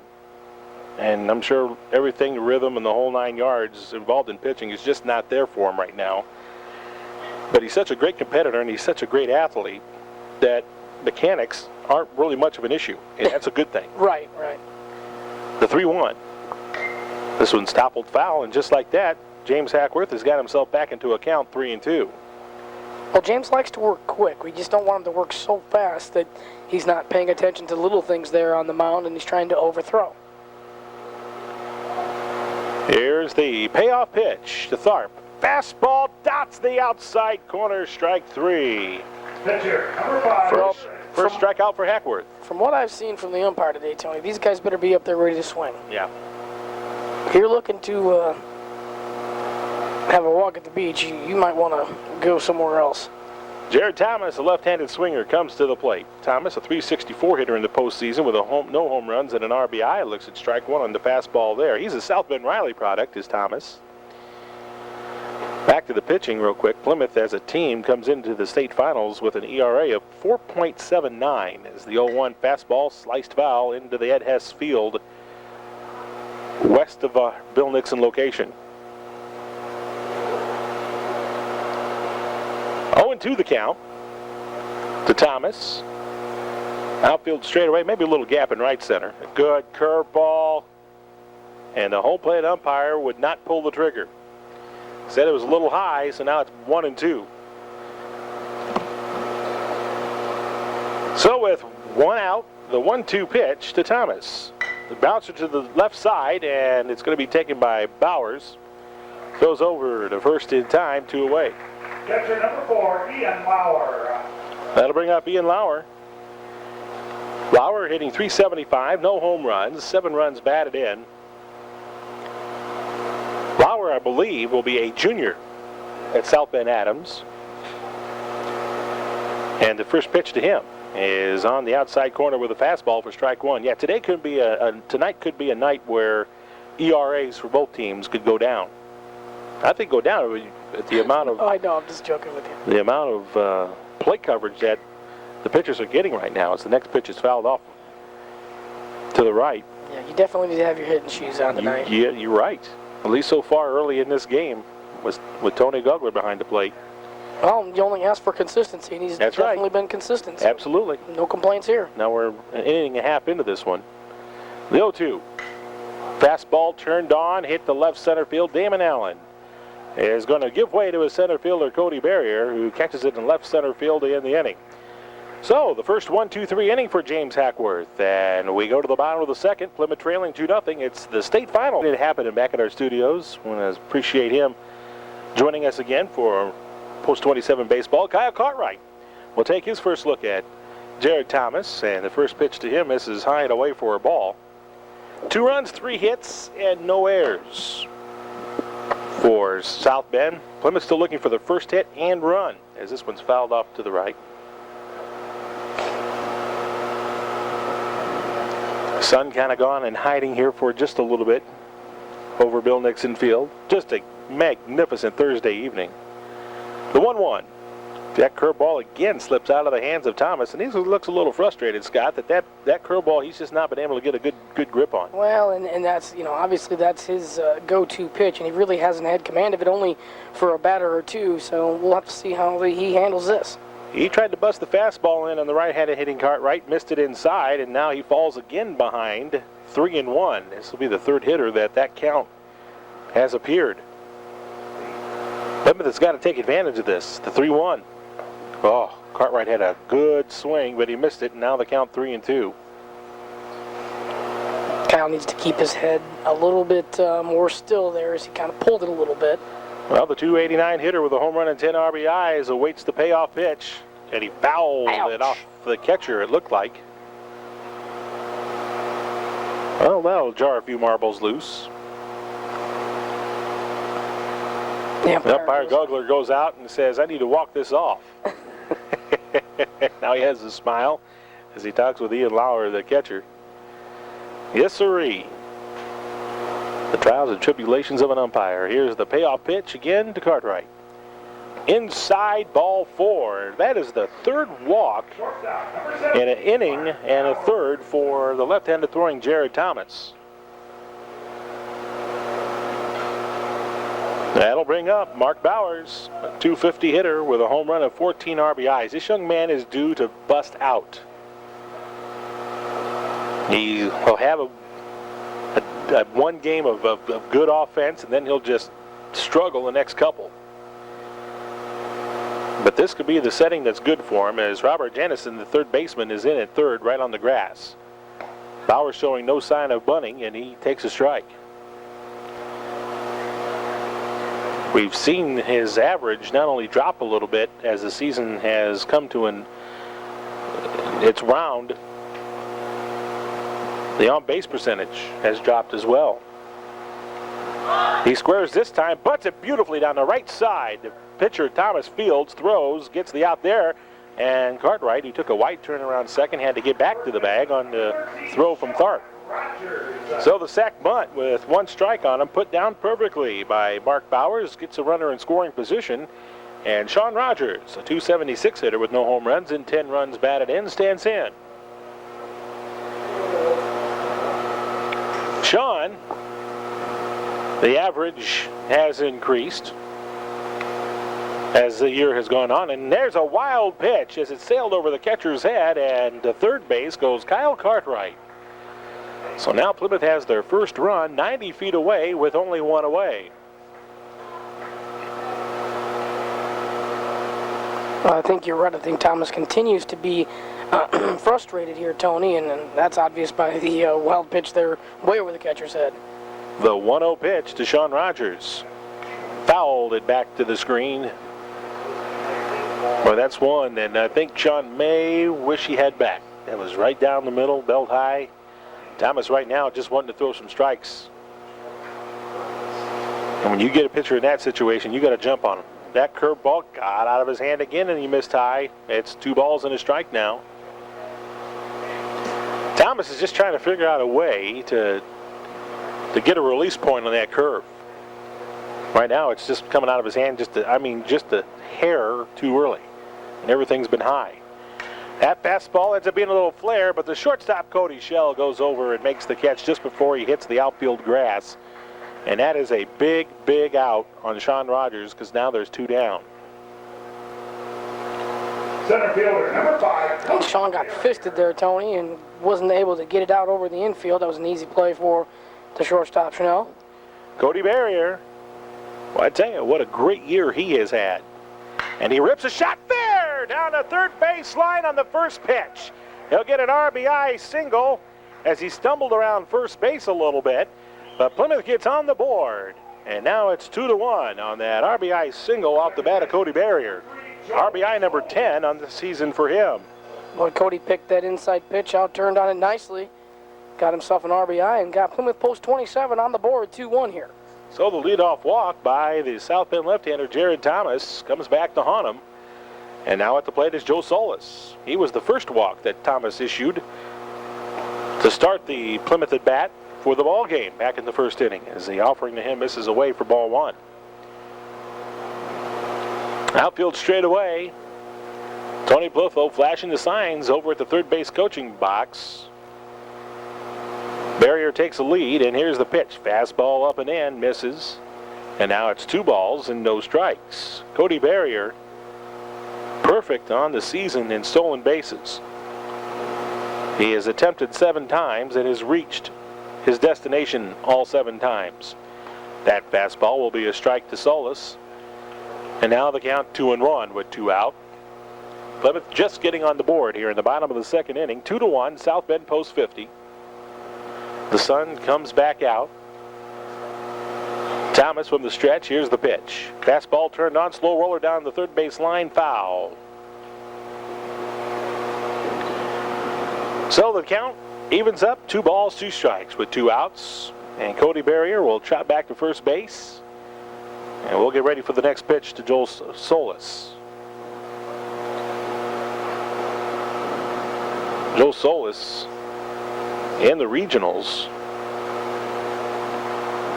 did fairly well, going 2 for 5, and he fouls off this pitch into the screen.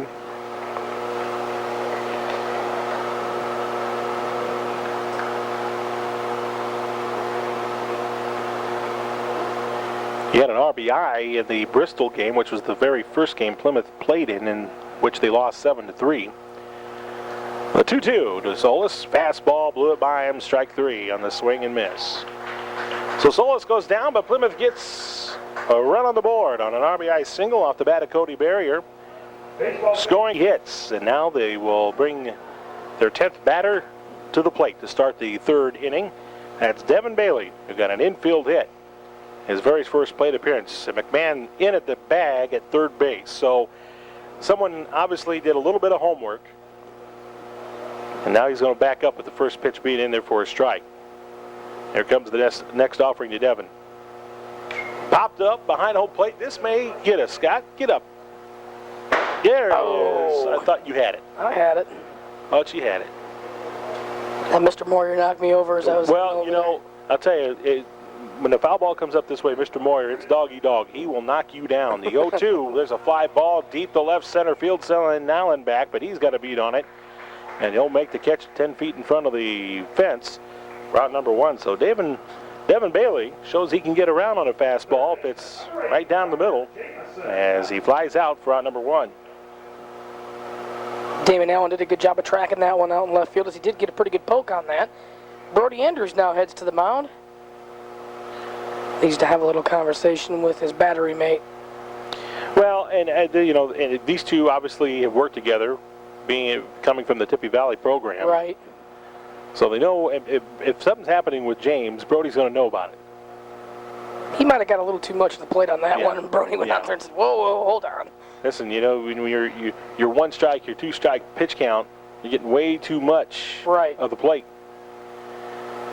First pitch to Jamison, and that misses inside for ball 1. Cody Barrier, the center fielder, once again shading into left center field here. The 1-0 pitch. Ground ball to short. Bowers on the ankle high hop. Strong throw to first. 2 out. Left fielder, number 24. Brings up Malcolm White, who flied to right in the first inning. I tell you, if James can have another 1-2-3 inning, that's going to be a really good sign. Right now, he looks like he's starting to get that focus. In the first pitch, fastball ripped to center field. Can Barrier get there? He does, as he ends up sliding on his knees to make the catch. So Barrier, playing a few steps to left center, paid off as he got there to make the catch on the line drive shot to center. That ends the inning. And another 1-2-3 inning for James Hackworth. We go to the bottom of the... I'm sorry. Go ahead. It'll be Irons, Allen, and Andrews. Irons was the first strikeout victim for Jared Thomas back in the first inning. And the first pitch by Thomas is a fastball that Irons had to kind of duck out of the way of for ball 1. Irons in the regionals ended up going 3 for 7 in the 2 games. Had an RBI, a run scored, a walk, and a strikeout. That's a good curveball by Thomas, but that one missed. Not sure where, but it did. Well, I'll tell you, and that's got to be somewhat a little bit of deflating for Thomas. His first real good curveball, and it still doesn't get called a strike. 2-0, fastball pulled left side through for a base hit. So Irons gets a leadoff single. He represents the tying run, standing at first base for post 27. And the catcher's going to go out and have a little conversation with Thomas, because you're right, Tony. It's deflating when you had a curveball you thought was going to be called a strike. It wasn't. Then you got to throw a fastball, and Irons just turns on it and gets himself a base hit. And arguably one of Plymouth's most dangerous hitters is at the plate now. He walked, referring to Damon Allen. Left fielder, number 8. Well, you know, Damon's been asked to square around before. Hasn't really been that successful, but he may be asked to do it here. A looping curveball that, again, gets away from Thomas, missing high for ball 1. And if he's not asked to square around and he keeps hanging that curve, you might want to say heads up to the vehicles out behind left field. They're holding up a sign. I think it may say hit me. I'm not quite sure. The 1-0 gets by the catch. Oh, no, they're saying that just clipped Damon Allen. He had somewhat of a half-hearted check swing, and that'll cost him a strike. That's one of those twitches when you twitch with the bat and a doggone ball hits it. 1 ball, 1 strike the count to Damon Allen. Irons takes his lead off first. And the 1-1 curveball into the dirt. A great block by Ian Lauer. Irons has stolen 4 bases this season in 7 attempts. 2-1 to count. Outfield straight away. And the pitch. Change up and a beauty, but it missed high. 3-1. I'll tell you, if you're Jared Thomas, you're not quite sure where the strike zone is with umpire Gogler behind the plate. 3-1. Fastball, knee high in the inner half. That gets called a strike. It's now 3-2. Nobody out and Irons at first. Starting to see the left field area behind the fence gather some folks. The payoff pitch. Another changeup, beat foul by Damon. Had him just enough on that front foot where Damon couldn't put that in play.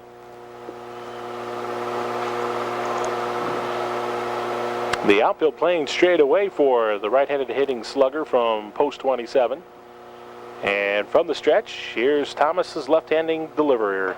Inside, ball 4. Thomas, unbelievable is what I heard. Not quite sure who said it, but that fastball missed inside, ball 4. Catcher, number 9, Brody Andrews. That's the 4th walk given up by the South Bend left-hander. And that'll bring up Brody Andrews. Andrews flied to left in the first inning. Runners at first and second. The first baseman in on the grass at first. And the pitch. Brody has to get out of the way of an inside fastball, ball 1. Thomas is visibly upset, and quite frankly, I can't say I blame him. Some of the pitches I can definitely understand. The 1-0. Fastball ripped high to center. Sending Bailey back. He's waiting for it. Caught it right in front of the fence. He just got too much underneath it. Tagging from second, going to third, though, on the play is Irons. And that was a very, very long out for Brody Andrews. Did take the center fielder back long enough to get Ben Irons to third, so a runner in scoring position with just 1 out. So now runners on the corners with 1 away. And Jake McMahon, who looked at 3 pitches, all for strikes, stands in. He ended the first inning with that strikeout. And the pitch to him. He hits one to left field. White comes over, makes the catch.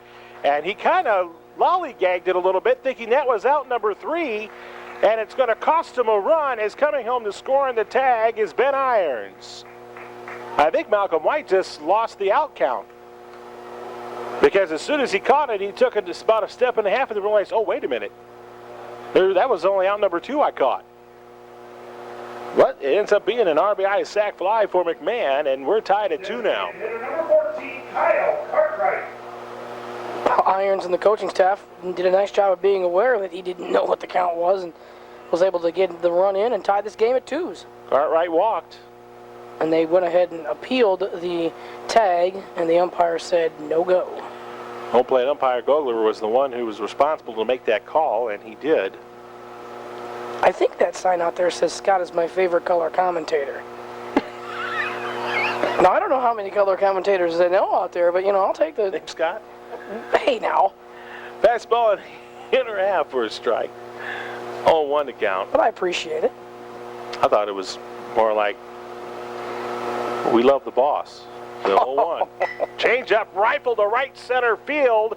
Going over and making the catch is Alex Kohler for out number 3. Good job by Kohler running that one down in the gap. But Plymouth ties it up with a run on one hit. And recycle. I don't care who you are. That's tough to say. Yeah, it kind of is. I don't care how many years of experience you got. Oh, lots. You got lots? Yeah. Cody Shell, Connor Hudnall, Alex Kohler going to be the 3 to face James Hackworth here in the top of the 4th inning. Boy, the banners are just flying over the left field fence yeah, now, aren't they? How about that? Hi, guys. The 1-0. That's in there for a strike. No, I do not care for tuna. I don't know why they're asking me if I like tuna out there, but I don't care for tuna. Thank you. I do like sushi on the other hand. Here's the 1-1. Hackworth delivers. Good curveball, little soft liner back at Hackworth, and he makes the catch for out number 1. That was a good pitch. That was a good pitch. That's a heck of a play, too. I don't care how lightly it was hit. I'm coming at you that close a distance, man. I saw you flinch. Did you see me? I saw you flinch. You were feeling it. I was. Connor Hudnall, RBI double back in the 1st inning. This kid's a good hitter. Yes, he is. Looks at a curveball that just missed inside from the left-handed throwing Hackworth for ball 1. And if you remember correctly, he kind of sliced the ball away from the center fielder last time. In other words, if he gets those arms extended, he's trouble. That fastball got in on his hands, and he fouled it into the stands, and boy, not one Plymouth fan was able to make the play there. I see Corey Hintz over there. Here's a young man. He was a great catcher. The 1-1 curve couldn't backdoor him on that one. 2-1. 2 balls, 1 strike with 1 out. Hackworth in the stretch. And here's the pitch. That fastball on the inner half evens up the count. 2-2 now to Connor Hudnall with 1 away here in the top of the 4th inning. Tied up at 2. The deuce pitch. Good curveball, but it just did miss. Well, I thought Hudnall, he might have thought that was strike 3. Well, he asked the third base umpire if he went around, and the third base umpire said he did not. Hudnall, South Bend Clay product, goes after one and hits at the opposite field, deep to left center field, but barrier about 5 feet in front of the fence will catch that long fly out for out number 2. I'll tell you what, we've seen some 2 good shots that if there is any wind might aid it over the fence. Right. But there's that flag is not blowing at all. Connor can definitely pull a ball into the power alley, but he can also slice one into the opposite field power alley as he did there. Alex Kohler, another lefty at the plate, and he's going to look at strike 1 here against the left-handed throwing Hackworth. Well, James right now is doing a good job going in and out. The 0-1 pitch pulled to the first baseman Rogers, who stays down on it. He'll take the bag unassisted, and that will end the inning. The 3rd consecutive 1-2-3 inning for the Plymouth left-hander James Hackworth. And we are tied at 2 going into the bottom of the 4th. It's the state finals for the Legion here on the AM 1050 Sports, brought to you by Marshall County REMC, a Touchstone Energy Cooperative serving Marshall County for over 60 years. Bottom 3rd of the order due up for post 27 here in the bottom of inning 4, and Mark Bowers will start things off by looking at ball 1. Bowers laid down a beautiful sack bunt with 1 strike on him, and then he almost has his kneecaps taken out with that inside fastball that misses 2-0. Good hitters count now for Mark. He needs to watch one coming barreling right down the middle. 2-0 pitch. Change up, swing and a miss. He had the home run cut, just didn't connect. 2 balls, 1 strike. Outfield playing straight away. Again, Devin Bailey, who's got great speed in center, playing a little more shallow than the other 2. This one's fouled back. So now the count evens up 2-2 to Mark. Mark went 1 for 8 in the regionals with a run scored, had a couple of strikeouts and a sack. The 2-2. Change up, went after it, strike 3. Was that a knuckleball? Yep. Sure looked like it was. Ends up getting his 4th strikeout Either that or was something off speed with a lot it was- of movement. It was definitely off speed, that's for sure. Brings up Sean Rogers. Sean popped up to short in his first plate appearance as that fastball misses high and away, ball one. Sean didn't really have a good at bat against Thomas, who drops a hook for strike one. And that's a good curveball that gets called a strike. And now if Thomas starts getting warmed up, your mental approach changes as a hitter. As that one misses high, 2-1. But Thomas still has that frustration level of not being able to command his number one pitch. 2-1, good fastball. That was a slider. That was a slider and a beauty, but it missed just outside. 3-1. What do you always say, Tony? Location, location, location. Sure do. 3-1 pitch. There's the knuckleball lifted high into center field. Shallow center field as Shell goes out and Cody puts it in his back pocket for out number 2. Center fielder number 5, Cody Berry. Brings up Cody Barrier. I'll tell you what, Thomas throwing that off speed is getting the Plymouth hitters off on that front foot. They're able to get around on it, but not like they would like. Barrier had an RBI single to left, and he started off with a hook for a strike. And I think he came down a little bit that time, Tony, with his release point, and that's why it fell in there. 0-1, another hook that misses high. See, You know, and I that don't time he mind, was over the top. and I don't mind Thomas doing that again because he's starting to get a better feel of it and trying to get that command you were just talking about. Line drive, base hit down the left field line, hung a fastball, and Barrier picks up his second hit of the ball game. So a 2-out single will put him at first, and we go to the top of the order to Joe Solis. Cody's seeing the ball well. Yeah, that was just a mistake pitch there by Thomas, right down the middle. So Solis has walked and he has struck out. Needs to make some good contact here to keep the inning going. First pitch by Thomas. High riser, ball one.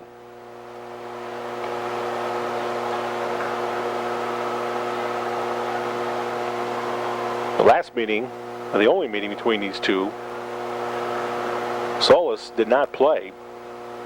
The 1-0 fastball is low. 2-0.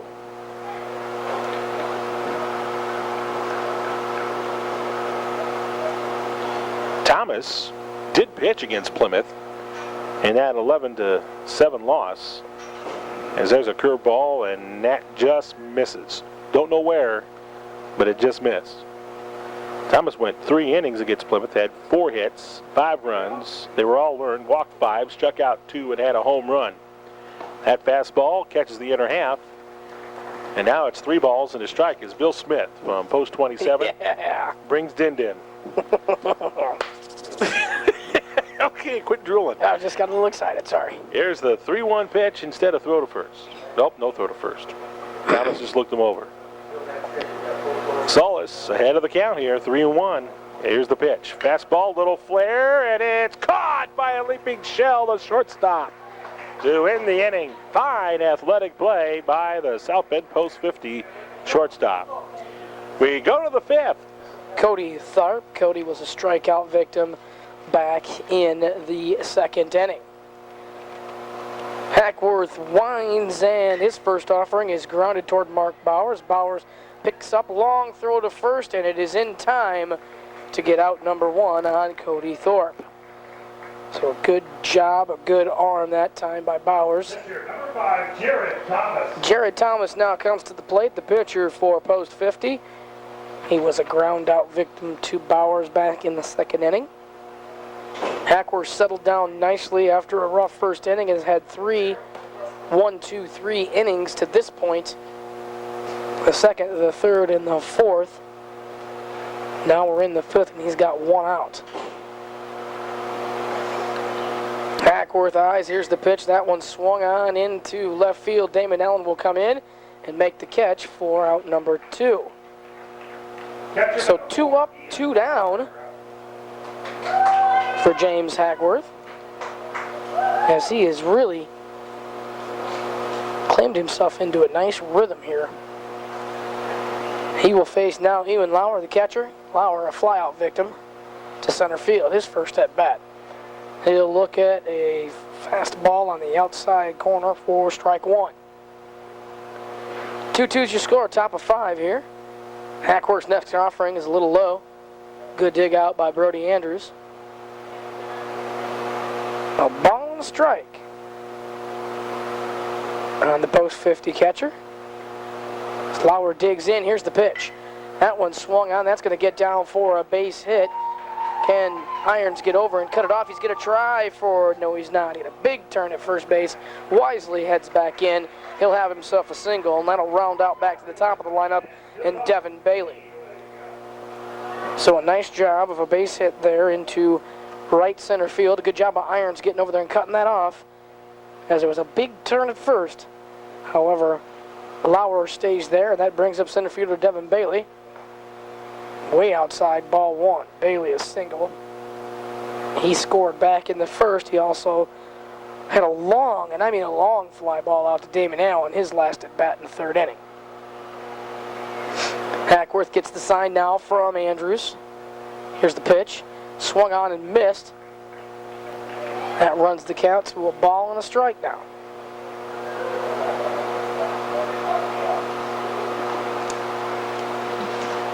Rogers holds the runner at first. Hackworth looks. Here's the pitch. That one swung on, up foul, up over the first base stands. Yes. And he's run the count now to a nice 1-2 count for him. Still some signs outside the left field fence. There's people on top of their vehicles out there. Hackworth looks the runner back. He goes. Here's the pitch. That one's low. Throw down to second base is not in time as Lauer steals second base. Decent throw that time by Andrews. However, pretty good jump that time by Lauer as he was off with the pitch. A ball, 2 strikes now. Hackworth again checks and pitches. And then strike 3, so James comes back, takes care of that one on his own, and score remains 2-2 here. We're headed to the first. From then on, the scoring has been non-existent. Thomas's first offering of a curve snaps over for strike 1. And that's what he's looking for, is to get that curve pitch over. Next is swung on. It's a high fly ball. The right fielder, Kohler, takes a look at it, pulls it in for out number 1. Well, Ben tried to take it that way. It was a fastball over the outer half. And that's what you want to try to do. Take it where it's pitched. Just got under it. That'll bring up Damon Allen. 2 walks tonight for Damon. Technically, no official at bat.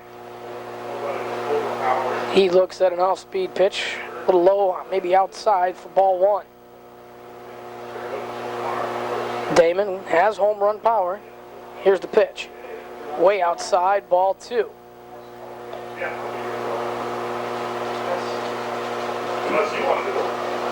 Damon digs in now. Thomas gets his sign to pitch. And there's going to be a strike on the inside corner. So 2-1 now the count on the Plymouth left fielder. Next pitch again off speed, swung on, missed. Kind of fouled back. I'll tell you, this is a curveball that's coming out of the hands of Jared Thomas that Damon Allen, just on that swing alone, looks like he's seeing well. Next pitch on the hands. That's he's able to pitch. go ahead and flip that up over the first base stands. That was a very, very good pitch. Coming off a good curveball. They had a nice 12-6 look to it. Speed it up a little bit. Right in on the hands. That's just good pitching. That's a good job of fighting it off by Damon.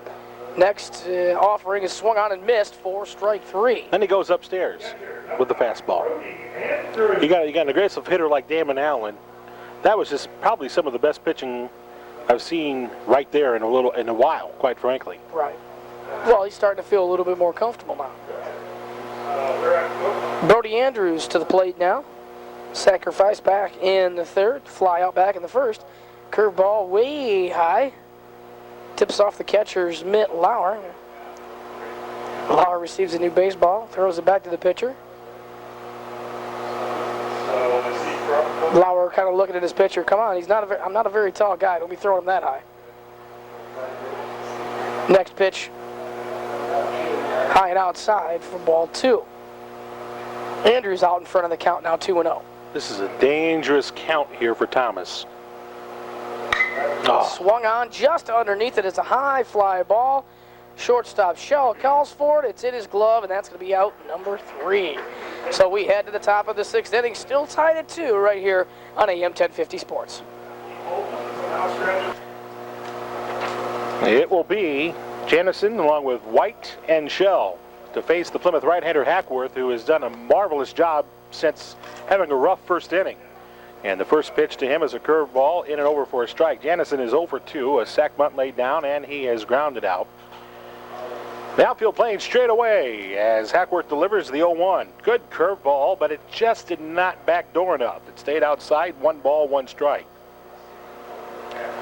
A magnificent evening for state finals baseball here at beautiful Bill Nixon Field, the 1-1. Good curveball, bounced over the pitcher's head, but to the shortstop Bowers. He fires across. Good scoop at the other end by Rogers. Saves an error and collects it out. 1 down. Well, you can kind of see that one kind of heading for a little bit of danger for Bowers as he was fielding it. He just stayed down more than normal, and by the time he threw it, the only one place it was going to go was toward the ground. And Rogers, with a nice pick at the other end, 1 away. Brings up Malcolm White. He is flied out twice, and there's a strike to him. Malcolm White came in hitting .438 in the postseason for South Bend Post 50. An on-base percentage is .640, and he rockets one to right center field. This could be trouble. Trying to get over there is Irons. He'll field it. White's going to try to leg it out for 2. Irons comes up firing the throw, not in time. I'll tell you what, Ben Irons, give him a little credit. The right fielder got over there pretty quick. And he made that play a lot closer than what a lot of other right fielders would even be able to against a speedy Malcolm White. So a 1-out double has South Bend Post 50 with a runner in scoring position. And now to bring up Cody Shell. Shell had an RBI infield hit back in the first, and he lined out to Hackworth, the pitcher, back in the 4th. And he's going to look at a strike here. That was the 5th hit of the ball game for South Bend Post 50 off the Plymouth left-hander James Hackworth. And the 0-1 pitch. There goes the White. Ground ball up the middle, base hit. It was a hit and run, and that's going to bring in a run for South Bend Post 50. As Cody Barrier has trouble fielding the ball. But boy, I tell you, some aggressive baseball by Lenny Kespert and South Bend Post 50, and they regain the lead. It's now 3-2 on the RBI single to center field. Malcolm White was off, and it was a fastball that ended up being somewhat belt high and ripped right back up the middle by Cody Shell. It doesn't get any easier as Connor Hudnall now stands in for Post 50. Snap throw to first, and the runner is back. Hudnall tonight an RBI double in the first, and he flied out to center in the 4th inning. The lights are on here at this beautiful ballpark known as Bill Nixon Field, and the pitch. The runner goes, missing outside was the throw, and the throw down nowhere near the base. So that's going to be the 2nd stolen base of the evening for South Bend Post 50.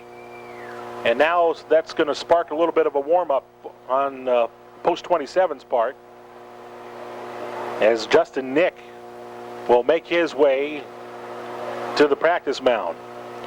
Well, Mike Height now is also going to come out and have a word with Kohler Newitt. A big strikeout for Hackworth, and he keeps the damage minimal. Only 1 run on a couple of hits. They strand a runner 90 feet away. It's a 150 Sports brought to you by Bruno's Pizza. Get $4 off any 20-inch pizza by saying you heard this commercial during the Legion broadcast on WTCA. Jake McMahon will face Thomas, and the first offering to him is a curveball that misses for ball 1. Well, Jake McMahon, the LaPorte product, didn't have a very good, productive first at bat as he looks at a strike here to even up the count at 1 ball, 1 strike. He looked at 3 pitches and was caught looking. But then he had an RBI sac fly in the 3rd for the first of the 2 runs that Plymouth's been able to get. The next offering misses, and now it's 2 balls and 1 strike. Here's the next offering. Change up, and McMahon ahead of it, pulled it foul outside of third. The soon-to-be Valparaiso student came in hitting .333, hitting .444 in the last 3 games, 8 extra bases. The 2-2 to McMahon. Change up, pulled to short. Shell stays down on it, fires across, 1 away. 1 up and 1 down here in the bottom of inning 6. Designated hitter number 4. Shell stayed down on that ball. Even looked like he may have bobbled for just a second, but a good throwing arm. A nice strong throw over to the first baseman, Tharp.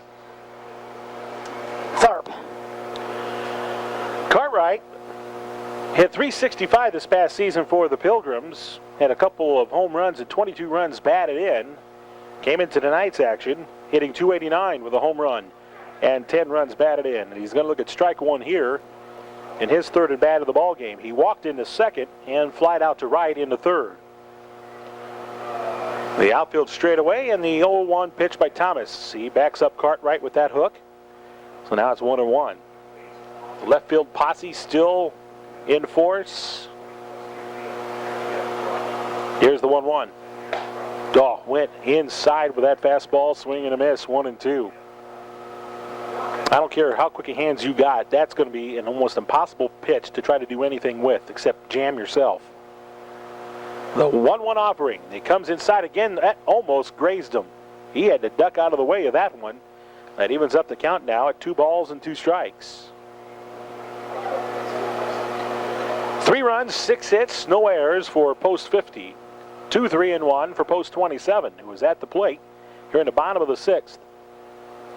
Cartwright awaits the 2-2 from Thomas. Curveball, he just fouled it back. So now the count stays 2-2. Cartwright did a good job keeping those hands back just enough to foul it over our heads. So once again, the 2-2 pitch from Thomas. Fastball, looked at it high. Good job by Cartwright laying off that. Scott, you played the game. I mean, one of the toughest pitches to lay off of, especially when you want to make contact, is a high fastball. The payoff. Inside ball 4. Good at bat by Kyle Cartwright. And post 27 gets the tying run aboard at first base with 1 out. Definitely when you're geared up for a fastball, too, when you see one coming in your eyes, you know deep down inside you shouldn't swing at that ball, but you're going to swing at it because it looks too good. It comes in like a watermelon. It does. But then it's a pitch that hits like a pea. Yes, yeah, that's for sure. Mark Bowers looking for his first hit of the night. Lays down the sack bunt in the 2nd, struck out in the 4th. Looks at a breaking ball that misses high, ball 1 here. Boy, like I said, Mark is he's just a good game away from really becoming a factor for post 27 offensively. The 1-0 misses inside. 2-0. Justin Nick still continues to warm up along the left field foul line in the Plymouth bullpen. I believe we have 2 players like that, Tony. I believe Sean Rogers is one good game away from breaking out a little bit. Throw to first and Cartwright back. He takes his lead off first with 1 out here in the bottom of the 6th inning. Bowers has got home run pop. Throw to first. You know as well as I do, all it takes is 1 mistake pitch. Certainly does. Bowers did not have a very good regionals. The 2-0, fastball high. As a matter of fact, he went 1 for 8. Trying to erase last weekend's memories and make some new ones here. The 3-0 pitch, outside corner for a strike. So the count now 3 balls and 1 strike with 1 out. The outfield playing straight away. Cartwright with decent speed takes his lead off first. Cartwright has no stolen bases yet this season.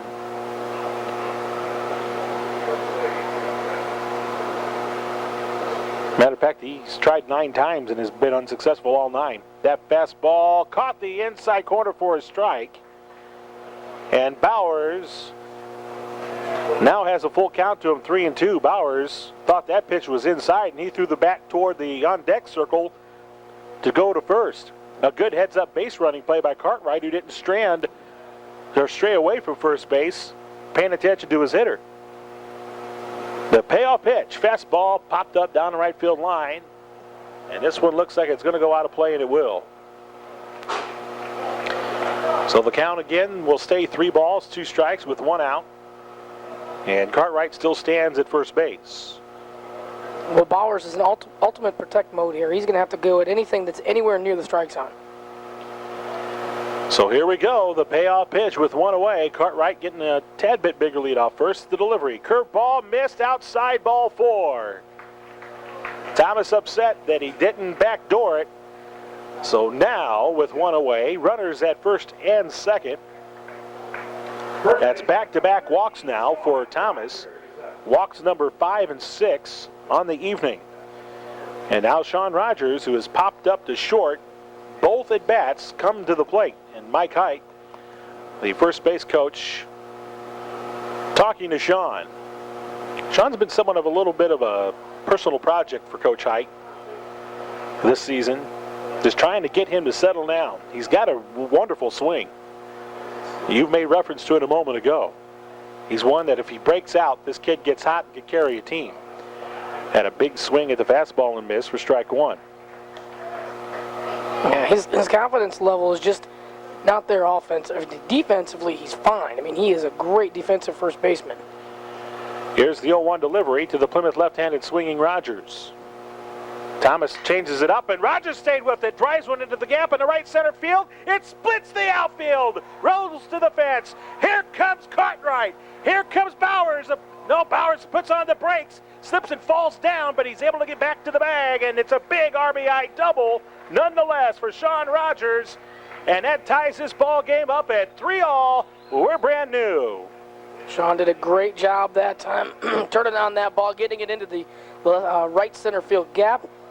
Got 1 run in. Bowers unfortunately fell. However, there was going to be a play at the plate, Tony, and the post 50 team had the ball in the infield, so it would have been a real close play. Well, Lenny Cuthbert is away, and Cody went to right. The infield is in at every position. Janice and Shell on the left side.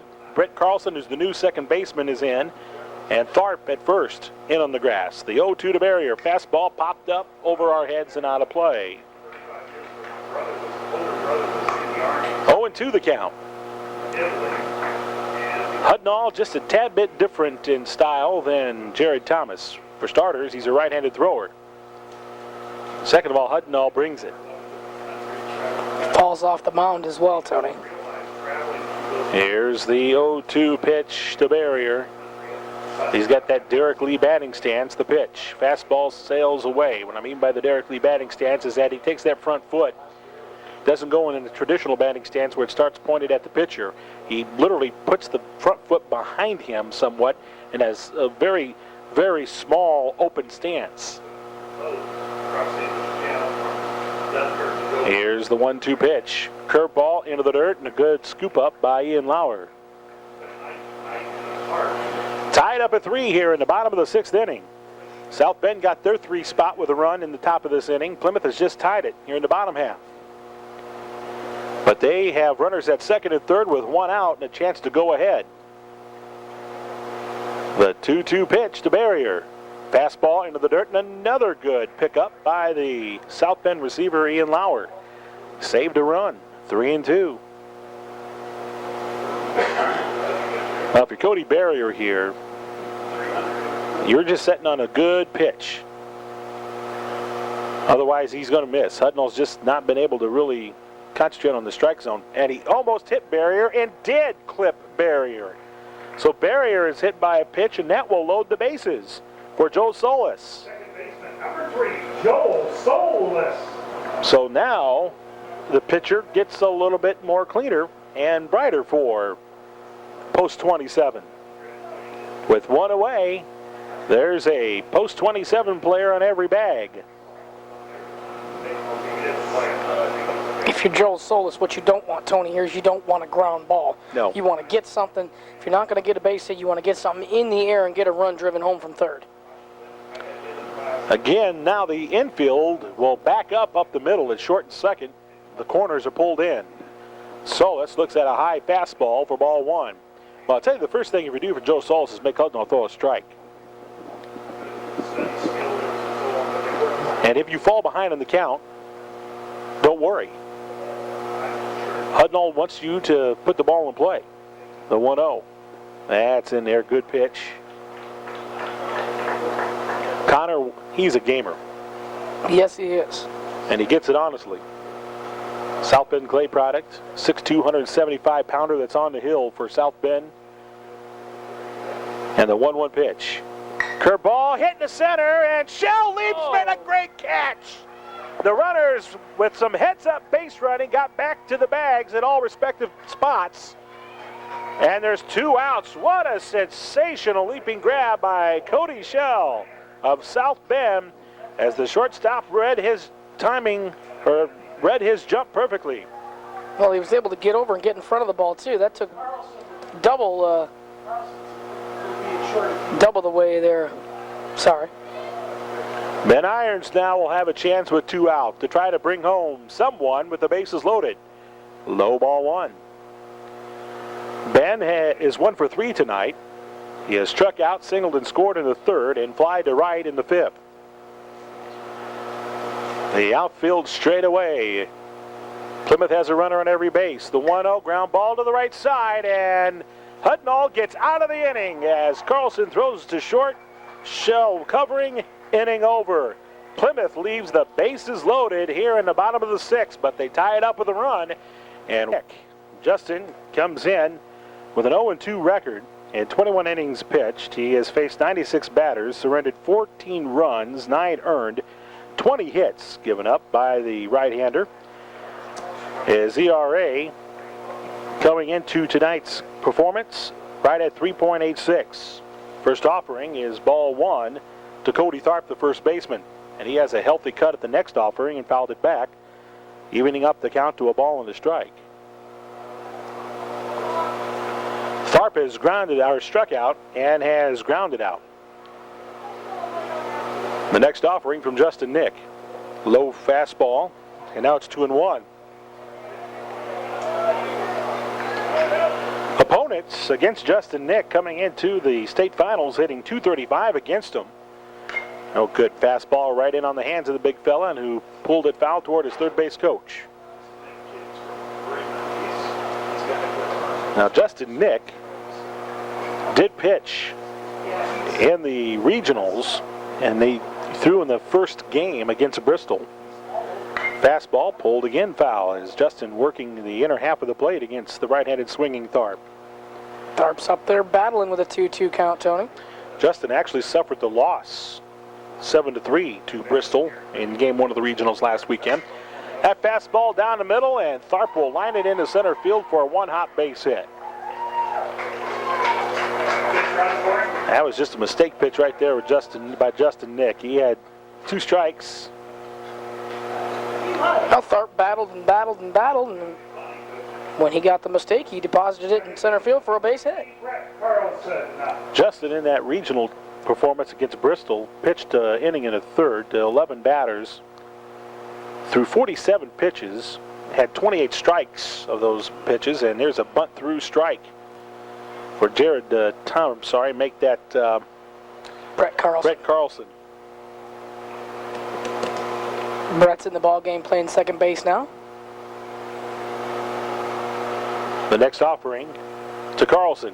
3/4 pitch in there for a strike.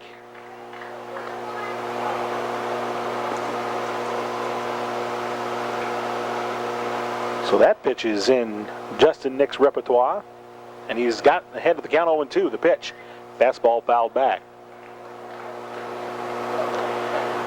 Well, you got a 0-2 count. The problem with coming 3/4 as he did for one of his strikes is it's obvious, and the pitcher will have enough time to adjust. There's a beautiful curveball for strike 3.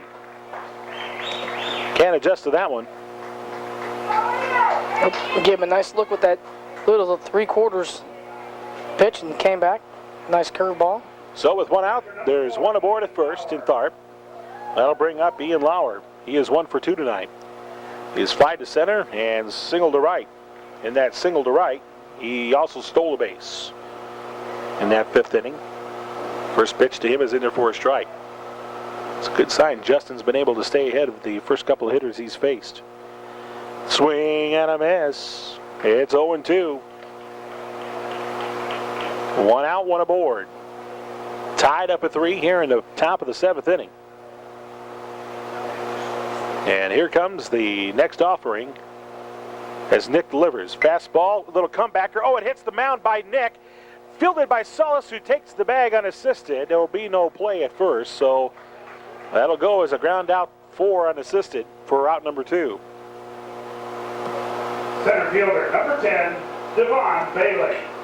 So fielder's choice, 4 in the books, 2 away, and that'll bring up the top of the order, Devon Bailey. Bailey, a South Bend Clay product. I tell you, he gets his team going, doesn't he? Yes, he does. Fouls the first pitch back to the screen. He did so in the 1st inning when he started it off with an infield hit, later scored on an RBI infield hit by Cody Shell. The 0-1 pitch as Nick takes a couple of token looks over at first to his runner. The 0-1, there goes the runner. Fastball down and away. Ball 1, throw down is not in time. That is the 3rd stolen base. Make that 4th stolen base tonight for South Bend. They're going to be off and probably running on this here too, Tony. I got a feeling. Yep. 1 ball, 1 strike the count to Devon Bailey, and he flies one deep to left center field, sending barrier back to the wall, leaps, got it! What a great catch! Hang a star on that one, baby! He just saved a run, and we head to the bottom of the 7th. Tied at 3, 7th inning stretch time with good old Harry Carey. Let's enjoy. Brought to us by Moore's Auto Center. Check out their new location on Holham Drive. Moore's Auto Sales. Same great deals on quality used cars and trucks now at a new location. Cody Barrier with the defensive gem of the evening. Boy, that was a heck of a play. Keeps this game tied at 3, and Damon Allen will be the hitter to start it off for post 27. Looks at strike 1. Our 7th inning stretch brought to you by our good friends at Country Auto Center, where everybody gets a great deal. The 0-1 pitch, curveball, and that was probably one of the worst swings we've seen tonight out of Damon, as he was fooled on that breaking ball for strike 2.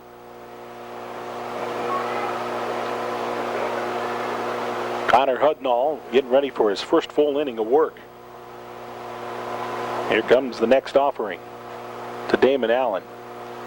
The 2-strike pitch is low with the breaking ball, 1-2. Some more warm-up action in the Plymouth bullpen along the left field line. And the 1-2 pitch by Hudnall. Popped up right side down the line. This may stay playable. Tharp goes after it, but the first baseman will run out of room. This one just kept tailing and tailing and tailing and tailing away from the fielders. Tharp gave a look. Brett Carlson, the second baseman, gave a look. Kohler tried to get over there, the right fielder. Kohler actually went into a slide over there by the tarp. 1-2 to Damon Allen as Hudnall will deliver. Change up, ripped into left field. He hung it, and Damon just too good of a hitter to let that one get by. Strokes a leadoff single to start the bottom of the 7th inning off for post 27. Number 9, Brody Andrews. I'm sorry. Go ahead. Brings up Brody Andrews. He's 0 for 3. Brody, long look in at Tony Plotho.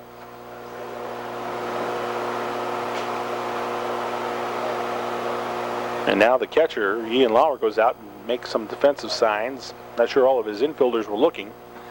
That kind of helps when you're making the signs there, bud. Andrews 0 for 3 tonight. He is due.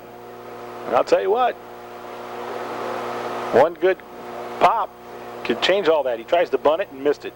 Strike 1. Brody hasn't had to do a lot of sacrificing this year. Not exactly his bread and butter. But when you're asked to do it, you lay it down. That's right. As a matter of fact, Andrews this season has laid down 2 sacrifices. As the next pitch misses. 1 ball, 1 strike now to Brody. The outfield playing him straight away. And the 1-1. Fastball sails outside, and now the count 2 balls and a strike. Well, post 27, trying to get into the winner's bracket. But I tell you, that's where you want to be in the double elimination tournament in the state finals here. There's a fastball high, 3-1. I mean, you can give yourself either an opportunity to play 3 games, right, or 5. And those games start adding up quick. Yes, they do. 3-1 pitch. Up and in, ball 4. So Hudnall misses, walks his first man. And that'll bring up Jake McMahon. McMahon is 0 for 3. He has struck out, had an RBI sac fly to left in the 3rd, and grounded to short. So he is due for a hit. Tied up at 3 the pitch. He went to square around, looked at a pitch over the outer half for strike 1. All right, tonight it just looks like Jake has just struggled to find where the home plate umpire Gogler's strike zone has been. He has not agreed with many of the strike calls that have been issued him. Here's the 0-1. Boy, Hudnall taking a long time. Now he finally gets in his set position. Squaring is McMahon, butts it up in the air. That'll be an out. The runners get back. And that was just not a good bunt laid down there by McMahon. That's out number 1. Number 14, Kyle Cartwright. So the pop out to the first baseman on the bunt attempt will now bring to the plate Kyle Cartwright. Yeah, you definitely, if you're going to be doing that, you got to get that ball down. That's the last thing you want, to pop one up in the air. Not only is it going to be an easy out, but it's also a chance that possibly if the runner is straying off to get a double play. Cartwright 0 for 1 tonight officially, but he's walked twice and has scored both times. Runner at second, here's the pitch, and he fouled it off to the right. Runner's at first and second, I should say. Cartwright's foul off to the right runs the count to no balls and 1 strike. But Kyle has had such good at-bats tonight. You can almost get that sense that there's going to be a big hit coming off his bat here shortly. From the stretch, Hudnall delivers. Curve into the dirt, and a good block there by Ian Lauer. He saved some runner advancement there. So post 27 remains to have runners at first and second. 1 out. Tie ball game, 3-3 here in the bottom of the 7th inning. State finals of the American Legion baseball tournament on AM 1050 Sports. The 1-1 curveball beauty for a strike. So now Kyle is going to have to shorten things up a little bit here. 1 ball, 2 strikes. Takes a long look at his pitcher. Now he's going to call time. Yep, Hudnall, he's just trying to be about as deliberate as one could be. Playing a little cat and mouse with some of the Plymouth hitters all of a sudden. Cartwright back in. And with runners at first and second and 1 out, with a 1-2 to Kyle. Fastball pulled to the left side, that's through. Base hit. Rounding third and getting the green light. Here's the throw to the plate. Not in time. Damon Allen scores. And a huge run batted in on a single to left field by Kyle Cartwright. You just knew this kid was going to come through at some point. And the shortstop was over, kind of covering the runner at second base, so it opened up a nice big hole between the third baseman and the shortstop. Kyle was able to put it out there for a single and an RBI, and Plymouth has their first lead of the ball game. So now Andrew stands at second, and Cartwright over at first, and Mark Bauer's at the plate. He's 0 for 2 with a walk. Grounds 1 to short. It's going to be fielded by Shell, goes to second for 1, and they turn the double play to end the inning. But Plymouth gets the go-ahead run here in the bottom of the 7th. And they will carry a 4-3 lead to the 8th. It's the state finals of the American Legion baseball. What do you mean? What do you mean by I feel good. Well, you would think you feel good. Great. Well, that's all you had to say. Feel wonderful. Janison starts things off, and he's going to ground one to second. Routine for Solis, who throws him out. Good start to the top of the 8th for Justin Nick, who gets a ground out for out number 1. Number 24, Malcolm White. That brings up Malcolm White. He's 1 for 3 tonight. 2 flyouts and a run-scoring double. Back in the 6th inning. Nick's basically facing the teeth of the lineup here, the offensive lineup here for post 50. Cody Barrier shifts from left center to right center now in this defensive positioning against White. And this is skied. Foul ground near the Plymouth dugout along the third base side. And the pitcher, Justin Nick, says, I'll take it. And he does. So the pitcher records the putout. And normally that's McMahon's ball, which it should have been. Well, you got to have communication, and apparently at that point, Nick took the communication and said he was getting it. So we got 2 outs. Let's get this 3rd out, and let's go. I'm just glad someone caught the ball. You and me both. Well, that'll bring up Cody Shell. Shell has a couple of hits today. He's 2 for 3 with a line out. And the first offering to him misses low. Justin Nick entering his 2nd inning of work. He's allowed only 1 hit. The next offering, fouled back to the screen. Cody Shell, did you see him step out of the box there? I mean, that front foot bailed. Big time. He was off balance when he was swinging that ball. Here comes the 1-1. He's got a wide open stance. The pitch. 3/4 curve, misses away. 2-1. And again, what I mean by a 3/4 curve is that he comes 3/4 with his arm position. He doesn't come straight over the top. And that's just pure to try to deceive the pitcher's eye level. As the next offering's into the dirt, 3-1. But I tell you, we saw an inning where Jared Thomas did that against a couple of our hitters. Changed the eye level. Went in, out, up, down. Didn't allow a run either in that inning. The 3-1.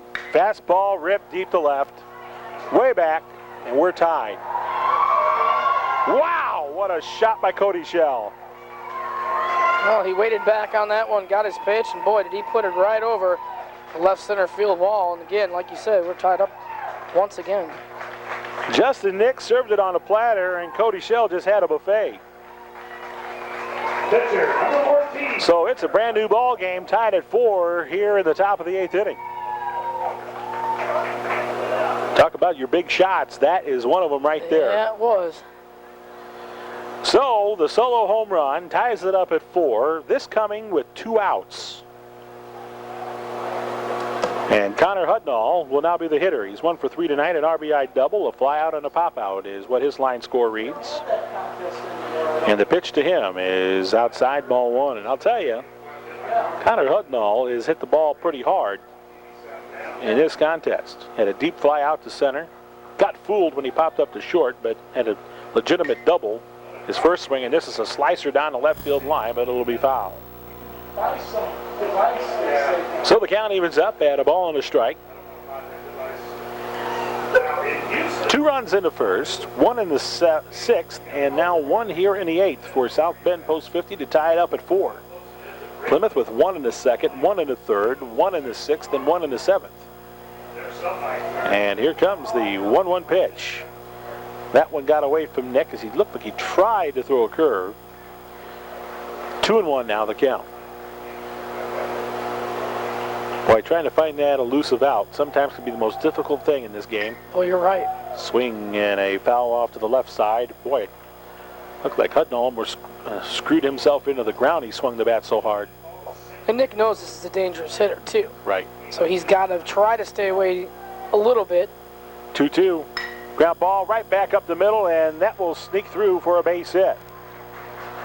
So after a ground down and a pop out, a solo home run to tie it, and a 2-out base hit up the middle for Connor Hudnall, brings up Alex Kohler. Kohler has reached on an error, has grounded to first, and has struck out looking. No warm-up action in the Plymouth bullpen right now. Look again for post 50 to be aggressive. They got 4 stolen bases tonight already. Here's the pitch. Kohler looks at it high, ball 1. And I may be minus a stolen base. I'll have to go back and look at my scorebook here again. 1-0 the count. Kohler, a left-handed hitter. There goes the runner. Fastball high. The throw down to second. It's not in time. Kohler slid so far they almost slid the bag. Stolen base number 5. Number 5, yeah, Hudnall can run too. That's another thing that he can do. So he's pretty much in scoring position now on any base hit here. Yes, sir. He represents the tying run. The pitch to Kohler. Oh, good pitch. Run on the outside corner for a strike. Actually, he represents the go-ahead. Yes, he does. 2-1 pitch from Justin Nick. Fastball dots the outside corner. And now the count evens up at 2 balls, 2 strikes. With 2 out and a runner at second for South Bend post 50. The go-ahead run at second base. The pitch. 3/4 curveball into the dirt. Gets by the catcher. The runner goes. The throw to third is in time. And that will end the inning. Great recovery by Brody Andrews. The Plymouth catcher found the baseball and gunned it to third. And that ends the 8th for South Bend post 50. But they score a run on the solo blast off the bat of Cody Shell. And it's brand new again. This time tied at 4. Heading into the... Diverse, flexible, dependable, and the most comprehensive contractors in the state of Indiana. To the bottom of the 8th we go, tied at 4. Sean Rogers will start things off, and the first offering to him misses down and away for ball 1. Rogers 1 for 3 tonight. He's popped up twice to short and an RBI double back in the 6th. The 1-0, low, 2-0. Hudnall now with his team right back in this, tied at 4. Needs to be throwing strikes. The 2-0 pitch. And now he falls behind 3-0 with that missed fastball. Looks like the Plymouth bullpen warming up again. 3 balls, no strikes to count to Rogers. There's one right down Broadway. And now the count 3-1.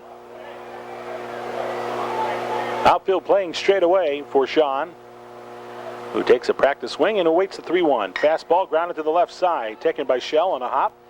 Guns across and throws out Rogers for out number 1. Center fielder, number 5, Cody. Now bring up Cody Barrier. Barrier has reached base all 3 plate appearances for post 27. An RBI single in the 2nd, single to left in the 4th, and was hit by a pitch in the 6th. The defensive gem of the game as well, Tony. Dove out in center field, saved a run, and allowed Plymouth to come back and take the lead in the bottom of that inning. That defensive gem happened in the top of the 7th inning.